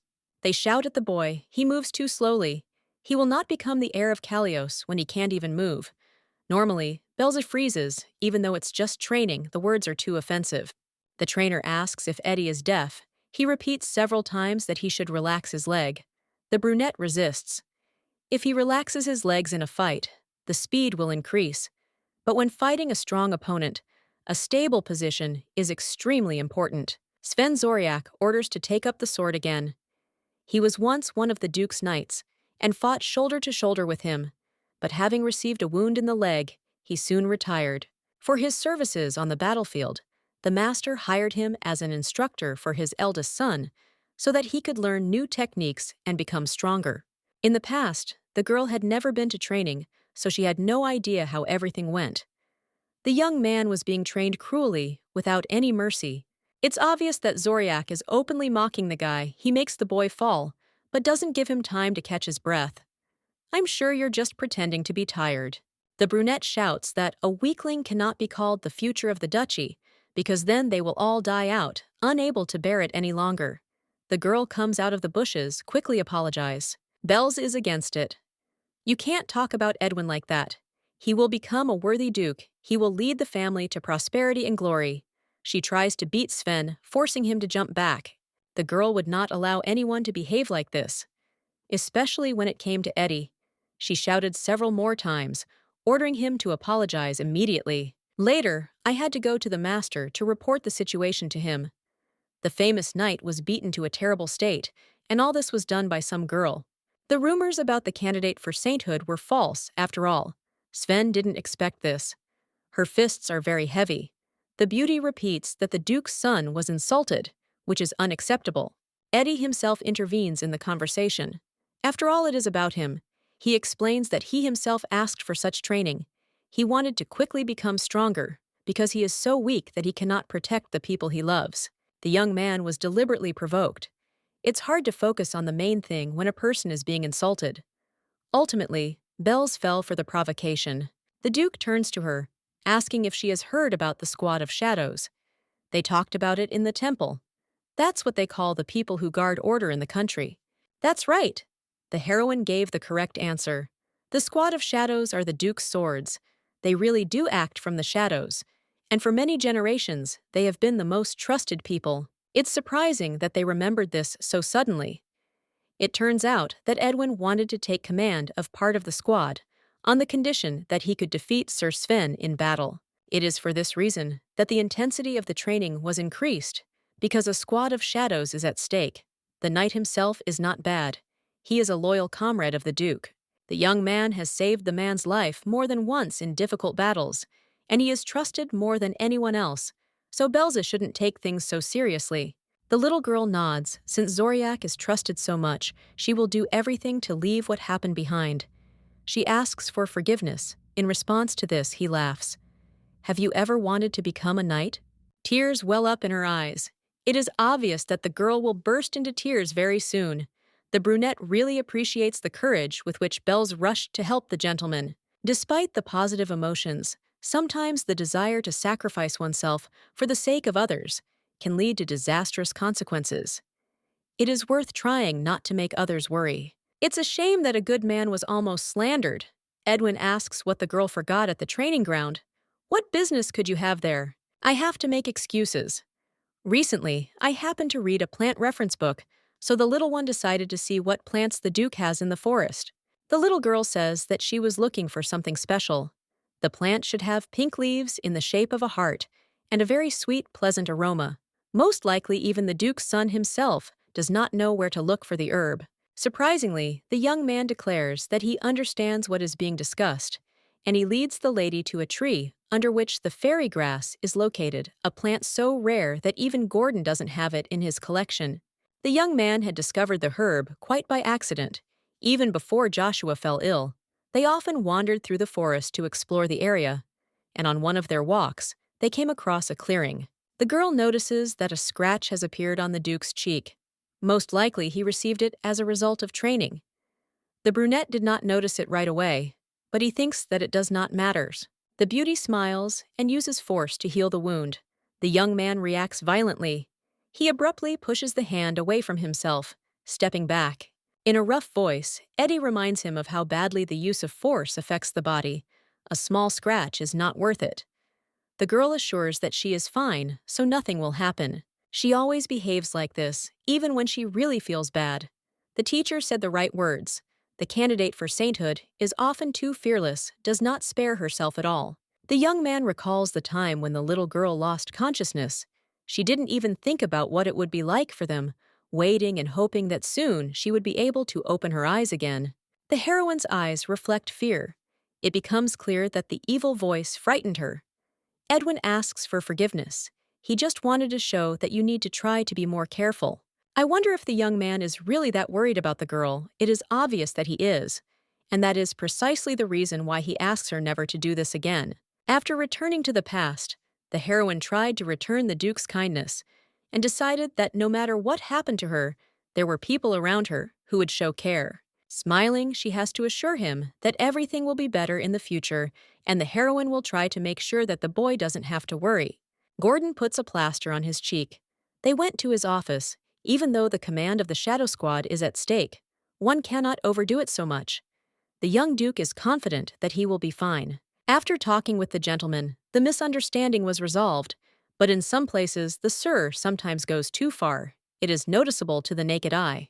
Edwin knows better than anyone what is right, because he is the one who is training the doctor. Calls Belza to him. He hands her a bag containing the medicine from the Relius plant that she asked for.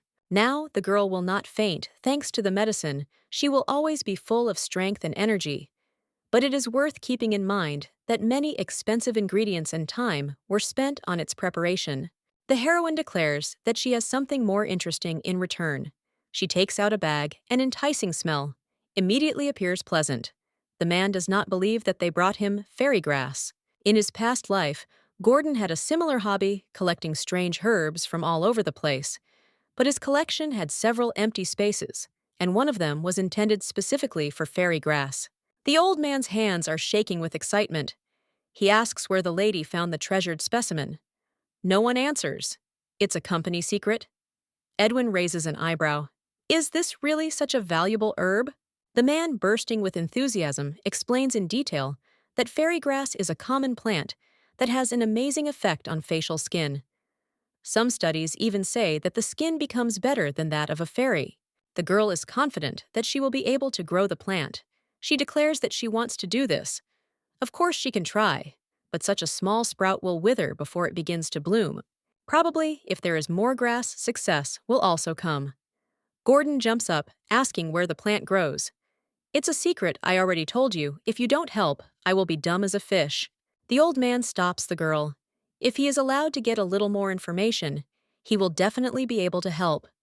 Perhaps it will be possible to come up with something successful. He fell for Belza's hook, smiling.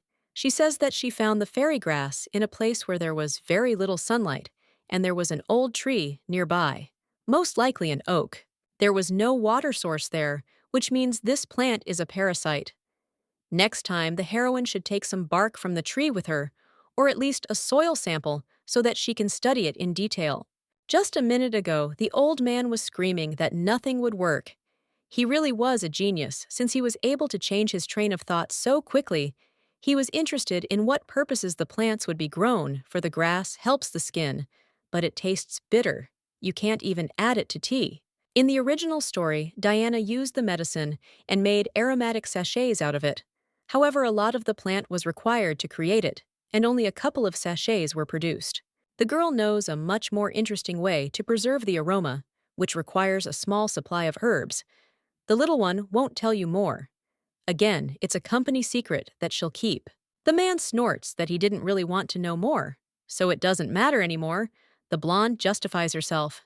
I just want to give it to you as a gift. You need it, right? Perhaps it wasn't clear yet, but she's giving a bribe. It's good that they will become accomplices.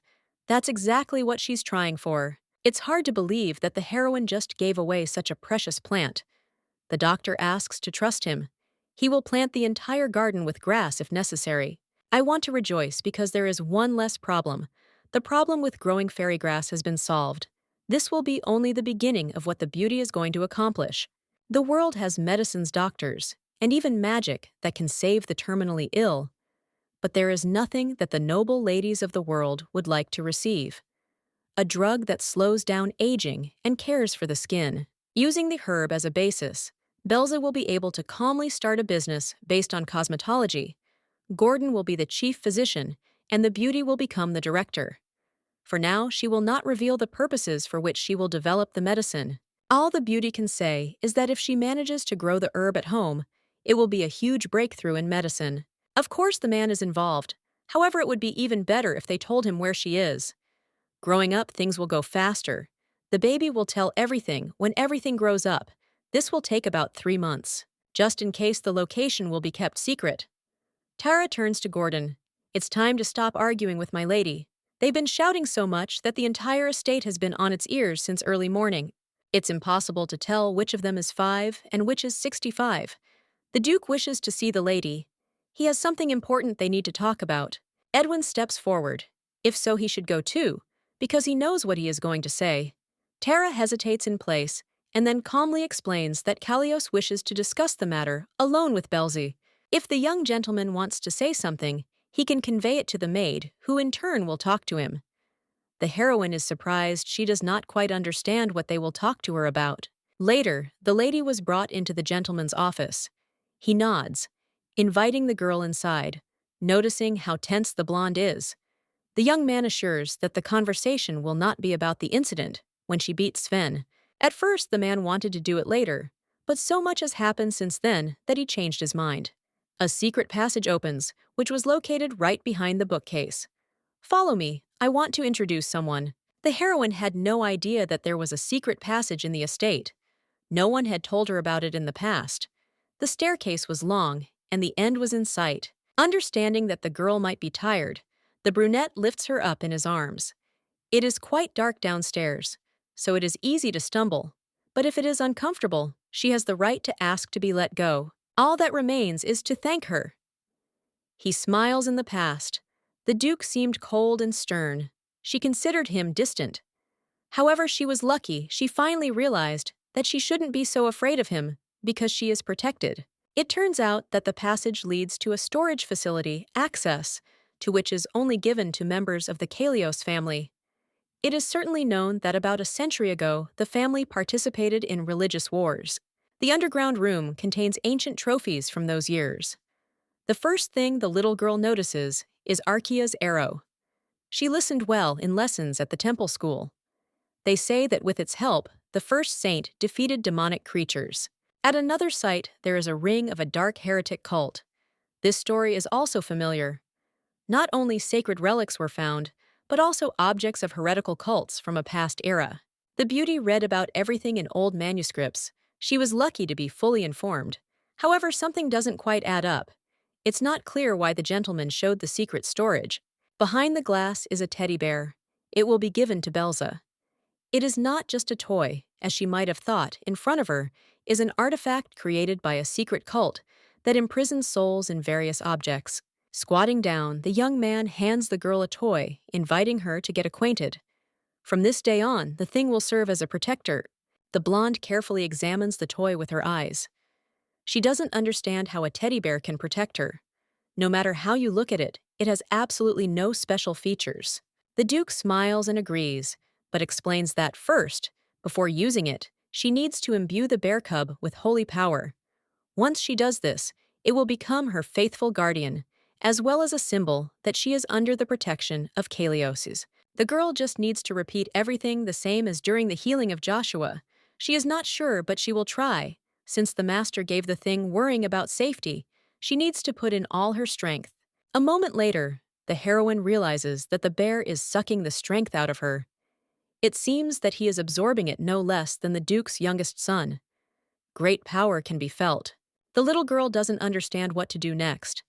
Her strength is waning. She's afraid that she'll lose consciousness again, and she doesn't want that at all. Kalios puts his hand on the lady's shoulder. Don't worry, you're a smart girl. Gathering the last of her energy, the girl nods. She will do everything in her power not to let the man down, since this is his first gift. There is very little left, and everything will be finished. It worked.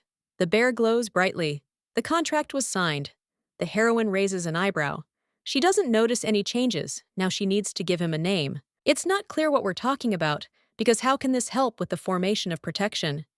It's better to choose a short name to make it easier to remember. It is extremely difficult to choose something worthy right away. The girl feels lost and does not understand how to proceed. The idea comes to her by itself. The lady calls the toy Mikhail. It stops glowing. A second later, the thing comes to life and jumps out. It does a great somersault and lands on the floor. The girl stretches out her hands to take the toy when she called him. She accidentally stumbled. Then he took it seriously, deciding that he would be called Mikhailo. From that day on, starting with the toy, the Duke began to shower his daughter with gifts. He insisted that this was only a symbol of the protection of the Kalios family, but it ceased to resemble anything like that. It all started when one fine day, they decided to move the girl to another room, sending all her things there, of which there were quite a lot. The little girl was presented with many dresses, accessories, even furniture. The mountain of gifts gradually grew, and they all still had to be sorted out. So as not to get under the servant's feet, she decided to go for a walk. Even in the garden, the beauty has absolutely nothing to do. She went out to get some fresh air, but before she could think of what she would do, Joshua was doing cardio workouts to strengthen his heart, and Gordon was busy with the plants. Only Edwin remained, who was most likely also busy with something. Despite her assumptions, the beauty decided that she would still go and look for him. One of the servants reported that the young master was indeed busy. It turned out that he was training with Sir Sven on the field. They brought the little girl a huge picnic basket. She asked for it herself, because it turns out they will soon have a lunch break, and they need to send food to them so as not to waste time moving around. At the butler's request, the maiden went with him. She didn't know if the training was intense, despite what it was for. She understood that Zoryak was overdoing it. She could be wrong, but the training looked like ordinary bullying. The heroine understands that there is nothing to worry about. The Duke would not have allowed her to go so far without a good reason. Obviously, the training has not yet been interrupted. The lady will wait. The man yells at the boy to stand on both feet while he continues to press. The little girl gets scared. They fight with real swords. It is strange that real weapons are used. The young man is not yet exhausted. He can continue. Suddenly Bells is visible in the distance, while the hero is told that a weak commander will inevitably sacrifice his subordinates. When Sven gets carried away, he gets furious and attacks his opponent. And no matter who is in front of him, if he notices a girl, anything can happen. He can't be allowed to notice the saint. The brunette asks why the enemy froze. He didn't understand if someone was standing behind him. The gentleman is about to mislead Zoryak. He calmly asks if the knight regrets saving Edwin's father. Lowering his voice, the man clarifies what they're talking about. Just now, the conversation was about a weak commander, because the boy thought that his trainer regretted sacrificing himself for the Duke. This topic is especially unpleasant for him, at least as long as he focuses on Eddie Belzy will be safe. The sparring needs to be finished quickly. Zoryak comes closer, wondering if the young man is really so confident that he started talking about something like this right in the middle of training. Apparently, he has plenty of nerve. Raising his sword again, the young man declares that if he manages to win the fight, he will give an answer to this difficult question. He shifts his weight to his left leg, meaning he will attack first. It is necessary to increase the distance. However, nothing works, because the sire rushes back. He knew from the very beginning where Bells was, and that she had arrived. His lordship rushes after him. He understands that he won't make it in time, because the teacher is too fast. He should notice one more detail that Zoryak is talking about. Those who are too confident in their own strength will never protect those dear to their hearts. Sven swings his sword at Bells. The beauty freezes. She is scared. Her whole life flashes before her eyes. Obviously, she is being hurt. She shrinks, expecting that it will soon hurt. The Duke appears at the very last moment, holding the sword with which he parried the blow in his hands. In a menacing voice, he asks what he was going to do. Who did you just point the sword at? Zoryak steps back. He declares that he did not intend to hurt the beauty. He would not have dared to do this, because the saint protected Joshua. The excuses sound pathetic. The man continues to insist that everything is clear. He directed the sword in such a way as not to cause Belza any harm. Although his intentions were not serious, he should not have acted so rashly. The knight's body is no longer what it was. Before the knight feels anger inside himself. How can you say such a thing, Your Grace? The fire that flares up is seen only by the saint. The leg is engulfed in energy exactly the same as that emanating from the priest. It is not clear how he is accused, because Zoriak lost his leg when he tried to protect the master. Edwin asks Belza to close his eyes. It's better not to open them until they allow it. Otherwise, the situation will only get worse. Sven is shaking. He laughs nervously when he talks to the Duke. The young man ruined his life and even dares to mock. He threw a handout in the form of his son. They are trying to calm him down. You have lost control of yourself. Go and rest. He doesn't want to leave, declaring that he has never thought more soberly than at this moment Zoriak seemed to have become a different person. It seems that he had long harbored a grudge in his soul against Kalios, because of whom he lost everything in his life. The young man attacks the Duke. He was hiding a knife. Fortunately, the weapon is quickly knocked aside. Of course, the hero had been planning to kill the gentleman for a long time. The brunette puts his hand forward, stopping another blade that was hidden in his bosom. The Duke is calm, promising for now that he is giving her one last chance for forgiveness. Be silent, even if you forgive me. What was lost cannot be returned. Bells closes her eyes, but now it's all over. She's allowed to open her eyes. Sven's energy is no longer felt. It's not clear why the situation turned out this way, why he decided to attack the Duke. They call in their subordinates, who cover the lifeless body with a cloth. The man goes to the children and asks for forgiveness for having to witness such a terrible scene. It seemed unreal. The brunette is glad to hear that the guys are okay. He should go into the house and rest. Eddie hands over a piece of paper that he found in his teacher's room. The note says that a parent cherishes their child more than anyone else. Let the one who deprived Sven of everything know the same pain someone directed the young man, and the boy knew everything in advance the knight was plotting murder. But despite this, he still went to his training. In the house, the beauty helps to treat all the wounds she was told not to use force, if not healed. A scar will remain, so she will have to endure the scars on Eddie's face, will be the loss of the entire nation. Heading to the box with all the most important things, the blonde reminds that the best medicines will be needed for treatment. It's a pity that Gordon has disappeared somewhere. The girl decides to ask a question, wondering if they would have been able to stop Sir Sven if the Duke had not arrived, and managed to sort everything out just in time. It's sad because the beauty remembers that very purple glow. She begins to regret that she didn't have time to use the sacred power. Maybe then the outcome would have been completely different. Everyone understood that sooner or later, Sven would break down. The disappointment that had been building up for many years had not led to anything good. The girl did not understand why the instructor had not been replaced. If the Duke had known about this, he would have helped. The father owed the young man his life. Zoriak was his comrade in arms, and more than anything else, he was proud of his swordsmanship. The proud subordinate had sacrificed himself on the battlefield for his master, and it was clear that Kalios felt guilty, which was why he had let him get away with the rudeness he had allowed himself for so long. Edwin decided that since his father was behaving like this, he should act like an adult too. He decided that he could just endure until it was all over. Anyway, training with him would soon come to an end. It became clear that successes only plunged him deeper into despair. Someone unknown took advantage of his weakness, pushing the sire to betrayal. Belza had nothing to do with it. The little girl hugs the young man. In his past life, he would have been like this too, constantly enduring endless ridicule. Next time, if something happens, he needs to tell her right away.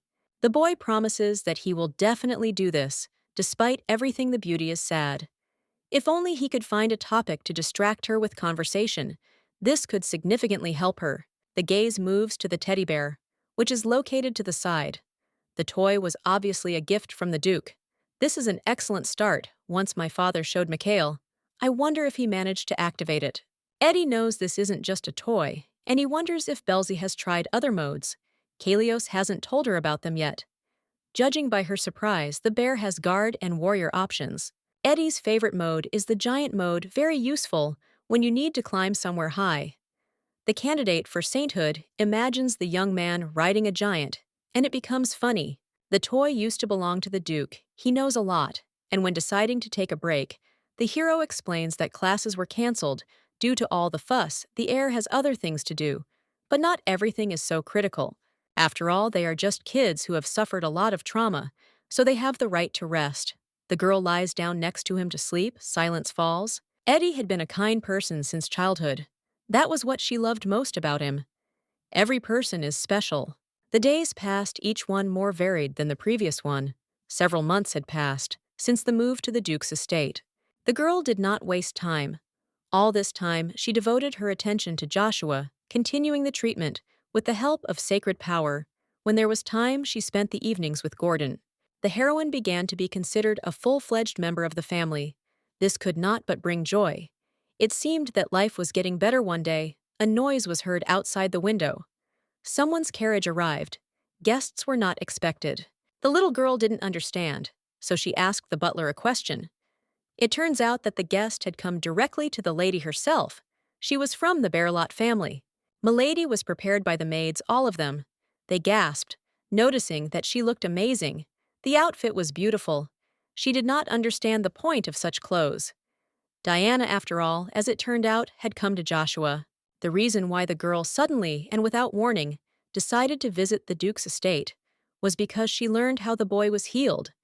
She wants to apologize for not doing it herself. Although the first candidate for sainthood has much greater strength, the child's body is very fragile, so there is always a chance of failure.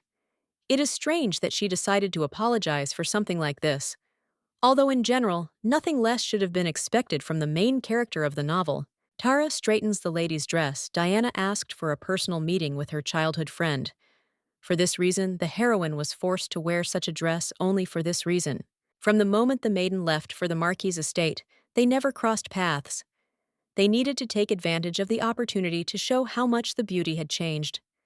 In this life, they would definitely become friends. When they approached the door, the heroine felt uneasy. She was nervous. The little girl did not understand how to talk to her, whether to tell her, "Long time no see." Belze understands that he should first apologize for everything that was done in the past. Diana rushes forward. She hugs her old friend, doing it almost immediately. The beauty says that she misses him very much. They haven't seen each other for quite a long time, more than several months. The girl did not sleep almost the whole night. The maid believes that now happiness is overflowing her heart. It is surprising that despite the fact that Belze behaved incorrectly in the shelter and offended Berlot, she in turn hugs her. The beauty feels stupid for not liking such a kind girl. The blonde turns to Lily, asking if they brought a cake with them. The girl asked the maid to buy a delicious cake on the way there, which she could treat herself to. It was the most famous masterpiece in the capital. My lady begged her to buy it and said that the lady had never tried anything like it. Tara feels strange, so she responds with a perfect variation of what she can come up with. The estate employs the best chefs and pastry chefs, so they never buy takeout. A good chance to try something new, especially since the maid has tea recently received from the imperial palace. Belze is uneasy. Diana did not mean anything bad. She noticed that they were not fed any goodies at the shelter. The nanny promises to bring tea. The girls are left alone. She feels awkward. After all, she had never spoken to Diana before, except for insults. Pulling herself together, the little girl decides that the first thing she should do is apologize for the past. This is the first step to an improved relationship. "Listen, I've been wanting to tell you something for a long time. I wish they could be friends." Berlot doesn't let me finish the sentence. She was worried about Belze. It's a strange feeling. It seems like the lady interrupted on purpose. The blonde asks what the point of the excitement is. Apparently, it was all because she had to live in the Duke's estate. As is known, the lady was being held because Diana was unable to cure Mr. Joshua. She did not have enough strength. That's what Berlot said. In order to make the first candidate for sainthood feel guilty, they took the second one from the orphanage and pretended to have managed to heal the youth. It's hard to believe, it seems, until the very end, that the beauty was somehow misunderstood. She speaks this way intentionally to provoke Belze's emotions. It's not clear why ask if it's true. The heroine answers as she thinks she is not nearly as good as her rival. However, she still has abilities. She was chosen for a reason. Diana wonders if this is all true. Then she shouldn't have run away from the festival in honor of the goddess. Rather, it happened because of uncertainty in the gift. Sadly, Belze ran away because she was tired of the constant comparison. It's impossible to say something like that to someone's face. Trying to get out of the situation, the beauty declares that the festival was boring, that she really did heal Mr. Joshua. But the cure isn't instant, so she lives in the estate to monitor his condition. The girl rushes to her friend, believing that she can be frank. The Duke found the little girl in the obedience room, took pity on her, and brought her to his place. Pity often interferes with sound thinking. That priest was obsessed with his reputation, so he forced each of the children who entered the obedience room to take an oath of silence about what had happened. They had no right to spoil the situation in the orphanage. All the other pupils of the orphanage, and especially Diana, the most obedient one, were not supposed to know anything about this place. I wonder how the lady managed to find out the truth. It turns out that a knight from the imperial palace once came to the marquis. He asked many questions. Everyone was shocked when the priest's deeds were revealed. At the same time, the little girl was told about the room that was locked. The heroine remembers a conversation with the Duke. He said that although the Bureau of Investigation had begun an investigation, they had decided to keep certain actions secret so as not to tarnish the church's reputation. Diana smiles terribly. Be that as it may, Bells is under the protection of Kalios himself. I am incredibly happy for you. The blonde offers a cake. She pretends not to understand. Why the beauty is sad, the girl does not recognize Berlot. Even so, she decides to agree to eat some sweets. It's probably all because of the reincarnation. She was always like this. It's just that in the past, as a baby, the heroine didn't notice any strangeness. The yellow color catches my eye. This is a sign of an allergy that my friend is experiencing. The light is very dim. There is no threat to life, although perhaps the allergen should be removed from the table just in case. The little girl doesn't understand anything. In her past life, Diana simply loved to eat all the desserts on the table. The heroine takes out a cake. In fact, she doesn't often eat delicious things. The marquise forbids it, justifying this by saying that they are harmful. The girl takes a bite of the pie. The fire becomes much stronger. The beauty screams for her to stop, but she doesn't listen before taking another bite. She smiles imperceptibly. The fire instantly spread. The body loses consciousness. The beauty falls to the floor, and she must immediately spit out what she managed to eat. As Belza opens the lady's mouth, he realizes that her airways are starting to swell. And as she struggles, the piece becomes impossible to remove, going deeper into her throat, causing a worse allergic reaction. At the most unfortunate moment, a maid comes into the room. She asks what is going on. Instead of listening, Lily throws the girl aside, blaming her for what was done. Belzy groans as she hits her hand on the floor. It hurts so much that she wants to cry, but the tears are ready to flow more because of the resentment that is accumulating inside. Footsteps are heard looking up, the blonde freezes. Edwin and Tara are in the room. Lily screams louder, while Diana wheezes about the weakness of her body. Her throat swells progressively. I remember my past life. I can't believe that the beauty was poisoned, just like that day. Then Belzy was fooled and then accused of poisoning. Then she was arrested. The lump in her throat doesn't allow her to say more than necessary. The only thing the little girl can say is that it's not her fault. Edwin hugs her, nodding. He assures her that he knows you really are not to blame. Lily is screaming. She is furious because Diana has all the signs of poisoning. This could not have happened by accident. Call a doctor immediately. The young man's eyes flashed as he ordered everyone to watch their language. They shouldn't have spoken such words to a member of the Kalios family. They would have to answer for what they said. The hero turns to Tara, who was setting out the plates. She checked all the food with the utmost rigor. There was no hint of poison anywhere. The maid is ready to swear. Just like in the past, the Duke defends Belza. He steps forward, repeating again that the girl cannot be blamed. It is nice that he cares. However, one cannot always rely on the help of others. The beauty wipes away her tears and steps forward in a confident but brittle voice. She says that it is an allergy. Sacred energy is manifesting in her hands. Lily doesn't understand what the maiden is going to do. Perhaps she will only make the situation worse. If nothing is done, Diana will die because the swelling will spread. The first candidate for sainthood was sent to bed, and standing next to her, the girl begins the process. Allergies are an autoimmune disease that cannot be completely cured, but with force, it can be made a little better. They explain to the maid that first aid has been provided, and just in case it wouldn't hurt to get some allergy medicine from the pharmacy. Milady calls out to her sister in a weak voice, who immediately hurries closer. Edwin approaches the beauty and asks if everything is okay with her. She just needs to rest a little. Diana says that her hands are really itchy. A disgruntled maid asks for help to get rid of her mistress's rash. It itches a lot. Belle's completely exhausted, promises that she will do everything in a few minutes. It is not such a difficult task. Edwin steps forward and stops the beauty. They are too demanding. Because the candidate was only healing at full strength, it is better to wait until the Duke arrives. Soon the Marquis runs into the room, looking incredibly worried, and rushes to his adopted daughter. As soon as he heard that the girl had stopped breathing, he immediately dropped everything he was doing and rushed over as fast as he could. It was good that Diana was okay. Her condition had noticeably improved. The heroine doesn't like Berlot. They had already met in a past life.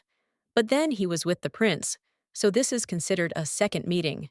The evidence that was shown to the beauty then stated that he and the second prince were planning to start a rebellion, but then everything was turned around so that the crown prince and the duke's family were declared to be the conspirators. There is a possibility that Berlot was involved in the betrayal.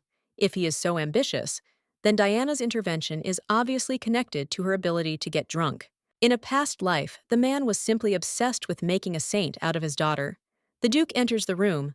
The Marquis asks the little girl if her ability is okay, and he is not worried about her condition at all. Gordon follows Callios. It's a different matter. This is the gentleman's way of expressing his concern for his daughter. The doctor asks the lady how she feels. Belza saved her friend. Having skillfully provided first aid, the beauty ensured peace of mind. Nothing was left in danger of life. Thanks to the second candidate for sainthood, the swelling in the respiratory tract had subsided, leaving only a small rash. The medication will quickly restore normal skin. The Marquis snorts. There is a second candidate for sainthood in the room, which means no pills or ointments should be used in the treatment. As far as Berlot knows, she is to blame for this incident. There is no way she can escape responsibility. She is obliged to cure the rash. The Duke asks menacingly, "Why do you think so?" The hero notes that Diana's allergy only started after drinking tea. Callios disagrees, saying there's nothing wrong with giving a long-awaited guest something to drink, even if she arrived uninvited. Of course, Berlot is in a panic, because the child under his care almost died. For now, the master will turn a blind eye to this accusation, but for the future, it is recommended to change the maid she did not know about the allergy and fed him whatever she wanted. Trying not to shout, the Marquis clarifies whether he misheard or whether they are really trying to blame Lily. He is sure that no one knew that there were apricots in the sweets that were served on the table. Gordon intervenes. The estate never uses this fruit. Joshua is allergic to them. In other words, if in doubt, you should go to the kitchen. The girl comes forward. She understood what they were talking about. The whole problem was in the pie from the cafe. Diana brought it with her because she wanted to share it with Belze. It seems that the whole problem lay in it. The man yells at Lily. He won't protect her because he warned her earlier that there was jam in the cake. Berlot covers her face with her hands and starts crying. It's all my fault. Even in the orphanage, Bells loved all kinds of sweets. She was always upset when she didn't get any pleasure. The little girl always gave her her portion so that she wouldn't take portions from other children. The heroine is horrified. They are slandering her. The Marquis looks at the girl with displeasure. She behaved terribly, even at the temple. His adopted daughter from the bottom of her heart wanted to share something sweet with her, but it all ended in disaster. It's obvious that Bells ate the whole pie and gave the rest to Diana, Lily confirms, because when she came in, they tried to shove a piece into her mouth. Nonsense again. I tried to make her spit out the deliciousness. Stepping forward, Edwin stands up to defend himself. He also saw that his sister was trying to help. The lady almost got hurt in the process when she climbed forward. Trying to object, the Marquise was stopped. The gentleman forgave the rudeness because Diana was a friend, but this time they went too far with their accusations. No one will question why Berlot Jr. lied. At a young age, children often lie when they feel threatened, but in the future, they should not set foot in the Callios estate. The Duke is not going to be kind. He hopes that they understand each other. Such issues should initially be resolved between adults. The time has come to leave the estate. There is nothing left to do but agree. Lily is asked to take the girl, but she asks to stop before they go away. She would like to talk to Belze. The beauty accidentally hit her friend when she was trying to provide first aid, which means she should make amends and heal the abrasion. The heroine doesn't understand what the right thing to do is. She really wants to go on vacation, but for the sake of Diana and the relationship between the families, she needs to do everything possible to hush up the conflict. The girl asks for forgiveness. She really didn't want the situation to end like this at the same time she is healing Belzo.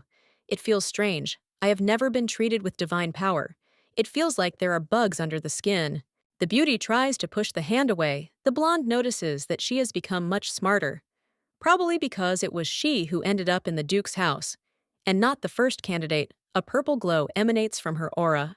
The heroine asks if they are trying to take away what belongs to her again. The voice is ominous. There is bewilderment in Belza's eyes. She quietly asks what they are talking about. The Marquis turns to Berlotte. Since she has finished it is time to go back to the estate. There will be no more opportunity to talk. Introduce herself. The maidens whisper in her ear that the second candidate has already become weaker, which means that very soon they will show her who is truly worthy of becoming a saint. It will be Diana. Again, the lady asks to give her a minute. She runs up to her friend, bowing her head, trying to be sincere, asking for forgiveness for everything she said earlier while she was nearby. In fact, it was sad that she couldn't personally cure the Duke's youngest son. Berlotte was worried that the Marquise had lied to her in order to try to calm her down. Seeing his strength with her own eyes, the little girl felt a little envious. Of course, such an act was regarded as something terrible. She felt sorry and wanted to earn forgiveness. The realization comes to mind, it's so obvious Belzy has returned to the past, but Diana is still a child. It's still very difficult for her. Previously, only the second candidate was constantly compared to the first. But now, for the first time, a situation has arisen where everything is the other way around, and the little girl knows how unpleasant this is. Carefully taking the girl's hands in hers, the blonde nods in agreement. In the future, they will be able to be friends despite the fact that they are rivals of sorts. They will meet again at the festival in honor of the goddess. Time passed after Diana's departure. The Marquis' family admitted their mistakes and sent a letter of apology this time, making it official. It is unclear why, perhaps because of the amount of divine power used, or because of the excitement before the meeting. After what happened, the baby lay in bed for 2 whole days. After a few days, she managed to come to her senses. Her condition seemed to have improved. The heroine felt the strangeness of the situation. The incident was resolved safely. However, she was not freed from doubt. It could all be connected to the color of the aura that emanated from Diana. When she tried to heal the abrasion, it was very similar to the one that emanated from the priest. It cannot be that the purple fire signifies evil, because Berlotte is destined to become not only a saint, but also the main character of the novel. She remembers perfectly well what she was like. In the past, the beauty sincerely wanted to become one of the best saints. She wanted to cure all the sick in the world, giving everyone due attention. The heroine feels lousy. There was no point in doubting, just because the child behaved a little differently than in her past life. The only suspicious person is the Marquise. Before this, it was difficult to understand how much the man was obsessed with Diana's divine power. It was he who pushed her to compete with Belza, believing that she should win. The hero has long been planning to deal with the Duke's family, so it is unclear how he will act now that the second candidate for sainthood has begun to behave differently. If there is anything suspicious about him, everything will be immediately reported to Kallios. The next time they meet is at the festival, celebrating the goddess's birthday. Time flies.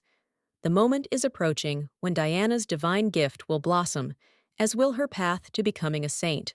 Unfortunately, members of the imperial family will be present at the celebration, so there will be no escape, and you will have to endure all the comparisons.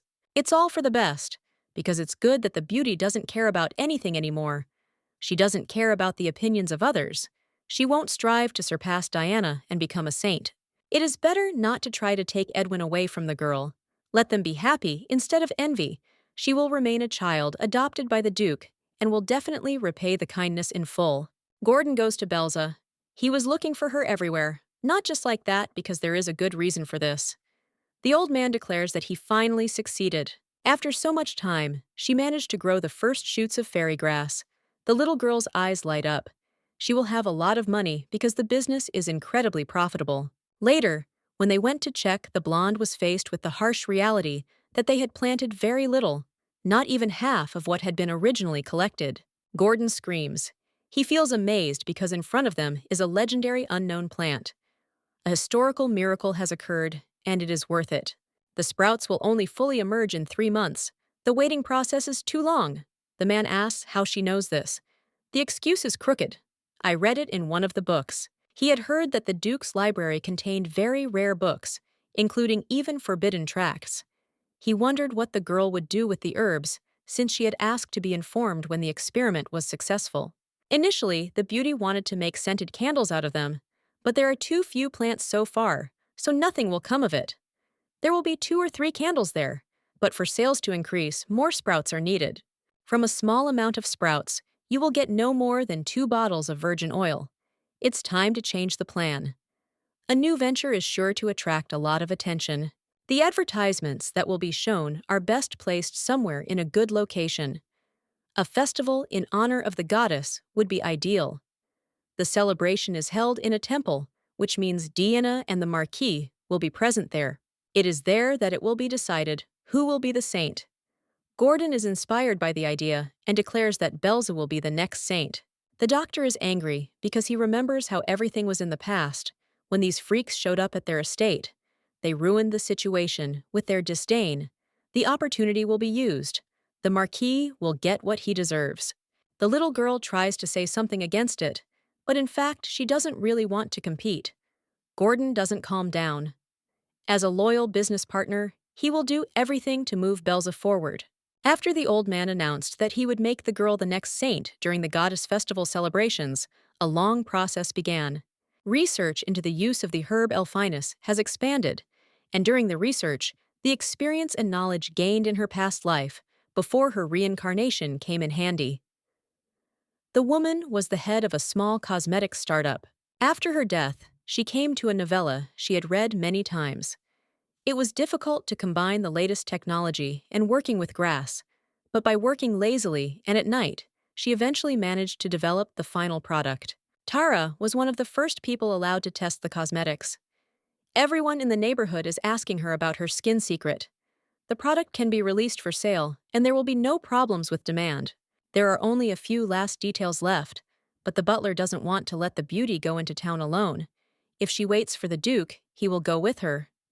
The girl assures him that she will do all her business quickly. It won't take much time. I want to show my father what I have achieved, so it would be better to give him a carriage, and if anything happens, Tara will be there to help with everything. The beauty holds a toy in her hands. It is ideal because it can protect its owner better than any knight. When she orders the protector mode to be activated, the maiden waits for a reaction. Mishka jumps forward. He destroys one of the things, because his task is nothing other than to destroy any obstacles in Belza's path. The capital's trade guild is important. To sell goods there, you first need to register all the licenses and certificates, just like in Korea, since the entire street is overflowing with buildings and offices. Usually, there's not even room to swing a cat. They and Tara came to the right address. It's strange that there are so many doors there. Maybe they are holding some important event. The maid says that while there is still time, she will go get a ticket. A boy is seen in a room without adults. He has a hood on his head, crossing their gaze. Miss wants to come up, but then it's her turn to come up to the bureau. The little girl decides that the child is waiting for its parents. The lady hands over a document at the table. She wants to register a trademark and patent in order to start selling. The documents will be ready within a day. The girl needs to fill out a form. And since she is a minor, the guarantor's name must be written at the bottom. The Duke cannot be written, so the doctor's name must be used. Registration will take some time, so while you wait, it's best to take advantage of the event. The competition was organized by the imperial family. Prizes are given for product development or for the skills of a future businessman. The girl doesn't care about the competition, but considering the 500 gold that can be won, she is fired up by the idea. The beauty will be added to the list of participants. She just needed capital for her business. Everything is going well. She does not believe that she will receive help from the empire itself. You can feel the intense gaze of a child sitting alone in a robe, waiting in line for a competition or his patent. It's a little awkward to compete with a toddler, but you can't let the money go to waste. Another child accidentally removes the hood only halfway, but it is enough to notice the scarlet hair misses distracted to pick up her documents. Turning back, she realizes that the young man has disappeared somewhere, and if so, she needs to return back to the estate.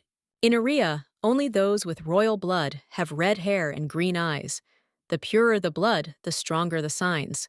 The second prince always had a complex about his slightly reddish hair and dull eyes.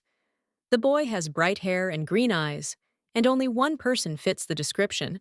The girl encountered the prince of the empire. His name is Caesar Estalord. The heroine had never met other people with such an appearance. Questions are swirling in her head. If this is really the emperor's son, what does he need at the bureau? In the past, the lady had not read about his participation in any competitions. Only one thing comes to mind. On the eve of the festival, a young man having gone on a secret mission was attacked by a mercenary sent by the empress. Being wounded, he could not wake up for a long time. After all, the emperor sent a messenger to the Berlot family to ask for help. The beauty rushes from the spot. She asks Tara to wait. I forgot something. I'll take it and come back. Even if the guy is attacked, according to the novella, Diana will heal his wounds. The crown prince, who was accused of treason and imprisoned, was attacked at the very end of the novel and fell into a deep coma. The lady always thought that if she had been smarter, the tragedy could have been avoided. In her new life, she decided that she would fully repay those who suffered because of her fault. The beauty needs to warn the guards and go back, however, in the alley itself. She sees blood, and Estalord's scarf and brooch are lying nearby. Caesar was attacked because the boy went to watch the competition and accidentally ended up in danger. No one knows the real reason why the prince went there. The young man is looking for an ally. Every member of the imperial family is under the influence of the empress. The prince can be betrayed at any moment. At the competition, he was going to find a person with outstanding intellect. The hero wanted to create a financial cushion, planning that such cooperation would be mutually beneficial. But he does not understand how the mercenaries found out about everything. The guy rushes forward. He can't delay any longer, otherwise it will be over with him. He wounds one person after another. He needs to get out of the slums and into the streets. The leader arrived from the side. Just in time, he hits Caesar. It hurts. Obviously, the end will come very soon. He will not be able to get out alive. Belza orders Mimikailo to activate warrior mode. The bear cub jumps out from around the corner. A moment later, one of the mercenaries falls to the ground. A strong blow is to blame. The toy comes forward. If there are those left who want to play, he will do so with pleasure. The prince steps back. He does not understand what is happening. Belzy smiles because she didn't think that the baby would be so strong. The girl extends her hand, asking if the boy is okay, but there is no answer. Perhaps he hasn't recovered from the shock yet.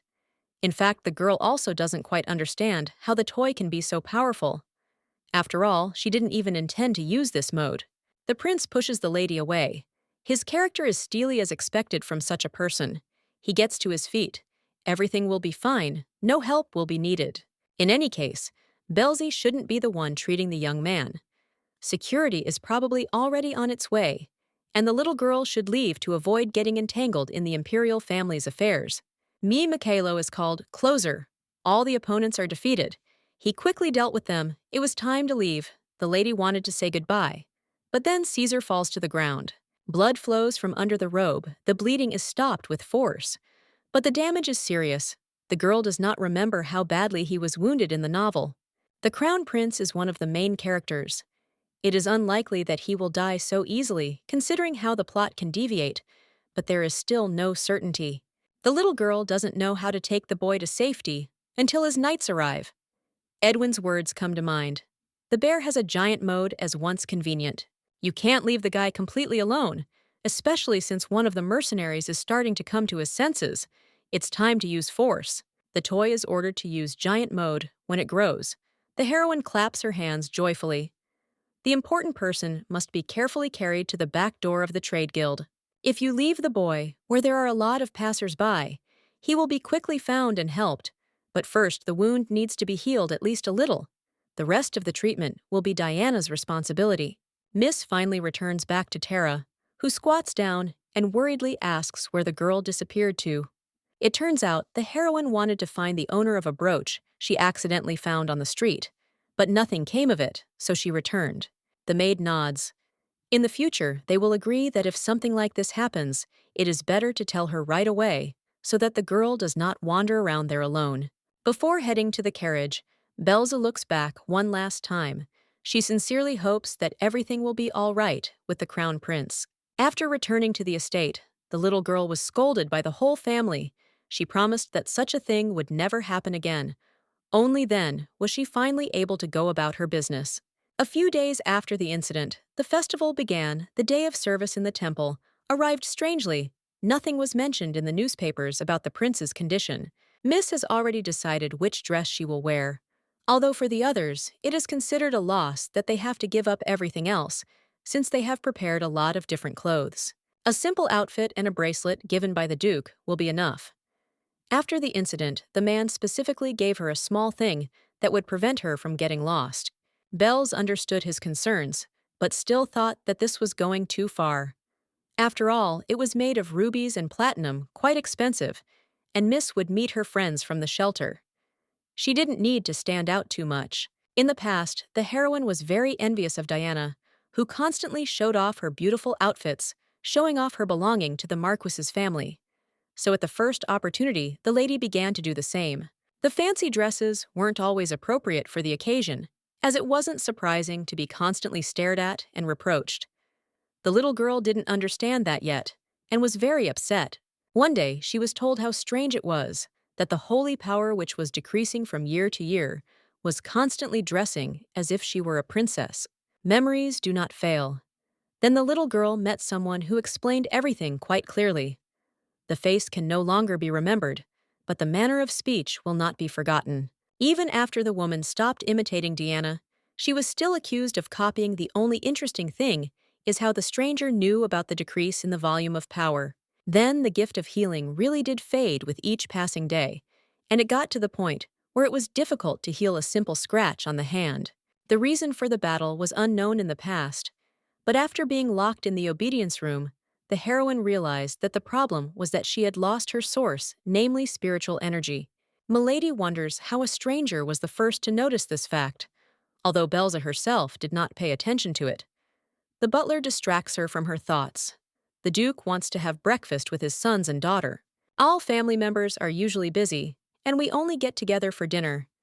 The little girl is happy that she finally has the opportunity to have breakfast together. The heroine hurries to the dining room. She is a little late, it's not a big deal, because they were all gathered at the very last moment. It's time to start eating. Edwin has been acting like an adult since an early age. He helps his little brother. In my past life, I was able to gather around the table. Just as rarely, there was only one difference. The atmosphere, it was oppressive. It did not allow me to relax. Apparently, everything has changed so much, because Joshua is sitting next to me, happy and healthy, and seeing the changes, it is immediately obvious that the actions have brought benefits. The Duke says that Belza has excellent manners. Perhaps it was at the orphanage that they were taught etiquette. This is quite useful knowledge. In fact, it was Callios himself who taught the little girl etiquette.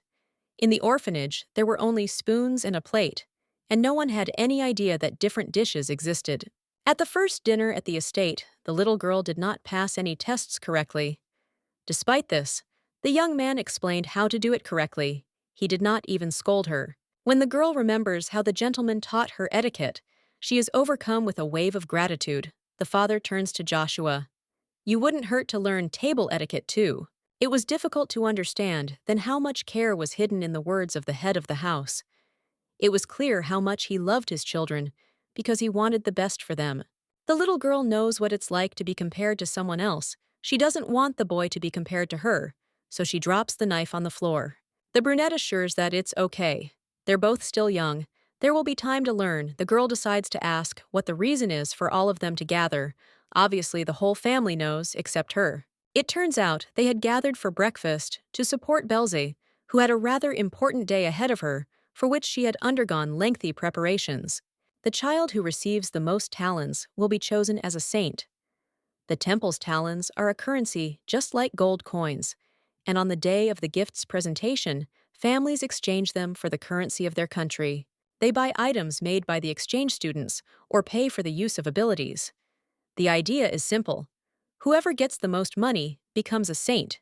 Despite the good prospects, the beauty has absolutely no desire to occupy a high position. She is very grateful for the care, but it seems to her that this is too much. Gordon thinks otherwise. He promised to keep it a secret, but told the Duke that the girl worked for the title. The maiden recalls that she had to use the family property for her goal. Belza sincerely promises that she will definitely reimburse all costs. The main thing is that she is allowed to continue working on the project. This is a good chance to obtain permission and grow more ingredients. The Duke doesn't understand what is being discussed, but in essence, it is clear that his daughter is planning to make a profit, and he will eagerly await the results. Edwin wonders why the girl doesn't want to rely on the power of healing. It would be easier to get the talons. He doesn't know that the festival is needed to promote business. No matter how great the gift, the lady will still not be equal to Diana. There is no point in competing with her just to lose vital energy. The little girl claims that she is not that strong in her abilities. No one told her anything. However, the uncertainty does not go away. Joshua intervenes. His sister heals better than anyone. He can understand this, because she healed him doing it with the help of her divine energy. That's right. No matter what happens, Edwin will also not be on Belza's side. She deserves to win the competition and become a saint. The best solution is to treat the competition as a game, although even so, the title will still belong to Callios Jr. Since the title can be bought with Logan's help, the father exchanged a substantial sum, so everything will be fine. The little girl can't help but be surprised. No more than 100 talons are allocated per family. Who knows, maybe the gentleman managed to bribe all the other families to help Belza win. The Duke, like Edwin, all cleared their calendars to attend, as in the past life. And the novella, it was stated that they were always busy. Joshua would have liked to go too, but Gordon said his immune system was too weak, so he had to agree and stay home. All the festival participants have to set up their own stalls, so the first thing the girl does is go to the temple. She hasn't been there for a long time. Nothing much has changed. She hated the shelter with all her soul. But this place no longer evokes any emotions in her. Gordon helps carry boxes from the luggage, although this is considered direct exploitation. It would be easier to give the task to a bear, but he would scare everyone. The old man is unhappy with everything, especially the fact that he was appointed a salesman. He can barely stand on his feet anyway, and now he will have to hang around behind the counter all day. After breakfast, the Duke actually offered his help, but I had to refuse. The little girl said that the doctor could handle everything. I wonder if the girl is going to visit her friends and teachers. It turns out she has almost no acquaintances and no one to visit. The beauty doesn't think anyone remembers her. She was so ordinary that no one ever saw her, so there's no point in talking about it. Lauren, the shelter's head of welfare, appeared out of nowhere, offering to remind them of the old days, a sinister smile on her face. No one ever paid attention to the lady, but she was adopted by a duke, so it's not surprising that the woman is interested in how the child is treated in the new family. When the abilities first manifested in the past, Lauren was the first to notice the girl. Being a child deprived of warmth and care, the attention was perceived in a multifaceted way. The heroine chose the words that she would definitely become the best saint as her life's goal. She was ready to do anything just to gain favor. The good relationship didn't last long. The baby was forgotten as soon as Diana arrived at the shelter. It was then that the headmistress began comparing the two candidates. When Berlo received support from the Marquis, Lorraine, in turn, began to humiliate the girl even more than usual. It was the woman who gave birth to the inferiority complex. And since then, Belz has become completely out of control and an uncontrollable child. Gordon asks if he can listen to stories from the shelter. The little girl screams that there is no need for that. They need to quickly put out the food. Lauren smirked right in my face. She had something in mind. The girl was not going to forgive the terrible treatment. It would be unpleasant. The sisters approach as if they had timed it perfectly. The girl had caused a lot of trouble at the orphanage, and judging by her appearance, she hadn't behaved any better, so they even sent a servant with her. The Duke took pity on his personal maid and didn't send her to the event. A man shouldn't get attached to a lady, she'll be returned soon anyway. The doctor is shouting, "What's wrong?" Lauren grins wryly, noting that this won't happen, as the girl received support when she treated Joshua, even though she simply finished the job that Diana had already completed. We shouldn't forget about the doctor. He worked tirelessly, and Belzy took away his glory. The sisters don't watch their language at all. Stepping forward, Gordon declares that, although the girl can hardly be called a well-behaved child, her gift is incredible. Pellis is ready to guarantee this as the family's personal doctor. The hero hands over his business card to prove his identity, and the women immediately gasp. This name is well known in the highest academic circles. The little girl single-handedly cured the gentleman the whole family cherishes. Her Gordon himself barely managed to get a place to help at the event. There was no point in praising the beauty so much, but since the opportunity presented itself, Belze showed a bracelet that would help her not to get lost. The Duke promised to visit the counter. Lauren apologizes as soon as she found out that the gentleman was coming. She immediately changed her shoes. There is no need for apologies, but there is no point in making a scene. The heroine forgives, and they run away. Gordon is surprised that the little girl decided to behave normally, all because someone stood up for her. On top of all this, the head has clearly been suffering from diarrhea for the past few days. She doesn't need any other punishment. Pellas finds it strange that despite the terrible treatment, the girl was given a good seat. The problem is that the counter is opposite Diana's. At the shelter, they often did this to make Berlot look even better against the background of Belza, to make her stand out compared to someone who had no friends and talent. The strange thing is that this time, the girl is dressed too pretentiously compared to what she wore in the past. The outfit is too outstanding. The dress is very similar to what Belz was wearing during their last meeting. As she comes closer, the girl asks if it suits her or not. She smiles wickedly, claiming she just wanted to practice dressing casually like her friend does. The girl feels uncomfortable. She can't speak out. She feels something bad, just like it was last time. Even though Diana dressed this way at the request of the Marquise, who bought her a bunch of new outfits, she still has the feeling that the roles have changed in her new life. The beauty greets Gordon. He has arrived to be an assistant. Presumably she and Belz are quite close. Diana deliberately raises her voice when she talks about how lucky her rival is. The new maid is unhappy. Are you going to treat people instead of her? The woman is talking nonsense. The Duchess herself personally prepared everything for sale. There is no point in lying about the purpose of her presence at the event. Berlot pulls Belzy towards her, reminding her that she can't let outsiders perform the treatment. Breaking the rules risks being expelled. The children around her began to whisper, no matter how innocent Diana was. The mention of such things immediately made the others doubt her honesty. Virgo wouldn't have paid any attention if they were only discussing her. She had long been used to it. But since Gordon was touched, the reputation of the whole family was at risk. This could not be allowed. Smiling, the beauty assures that she is aware of the rules and will not pass off other people's abilities or medicines as her own, thereby earning money. Diana is nervous. Her friend knows that no one wishes her harm because they are on good terms. Initially, she wanted to advertise the product, but now she does not want to lose. Since Belzy is also a candidate for sainthood, she will earn all the money with the gift. If something is wrong, you can contact the judges. Let's compete fairly. Her hand reaches forward to shake Berlot's hand. The beauty wishes for everything to be well. She does not want there to be any misunderstandings. After this, the girls went their separate ways, and it was time for the final touches of preparation, which meant that special attention needed to be paid to this. Gordon asks if everything is okay. The heroine nods. Everything is going as planned. There is no need to worry about what will happen next.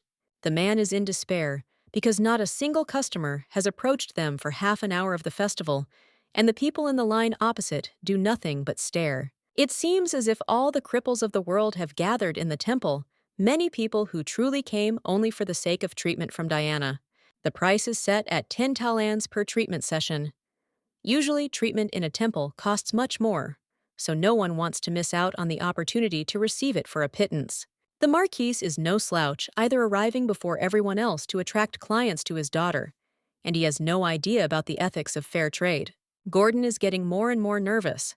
At this rate, they won't be able to sell even one unit of goods. It will be a complete collapse, especially in front of the Duke. The doctor believes that the gentleman will definitely buy the goods. However, the more noble the family, the later they arrive, which means that Kalios will be almost the last to arrive. There is still plenty of time because no one else has such a product.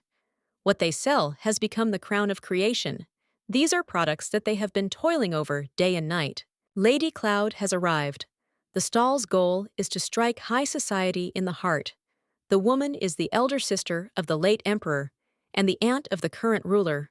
The marquise pushes forward. Of course his behavior can be understood, but even for him it's too much. Diana hurries to Madame, however her gift will not help. The woman is surrounded by a bright white glow. Her lifespan is shortened due to age. No matter what, gods have blessed the gift. It is impossible to bring a person back to life.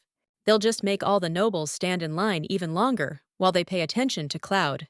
The heroine asks Diana for help. She also turned to her last time, noticing her rival's gaze.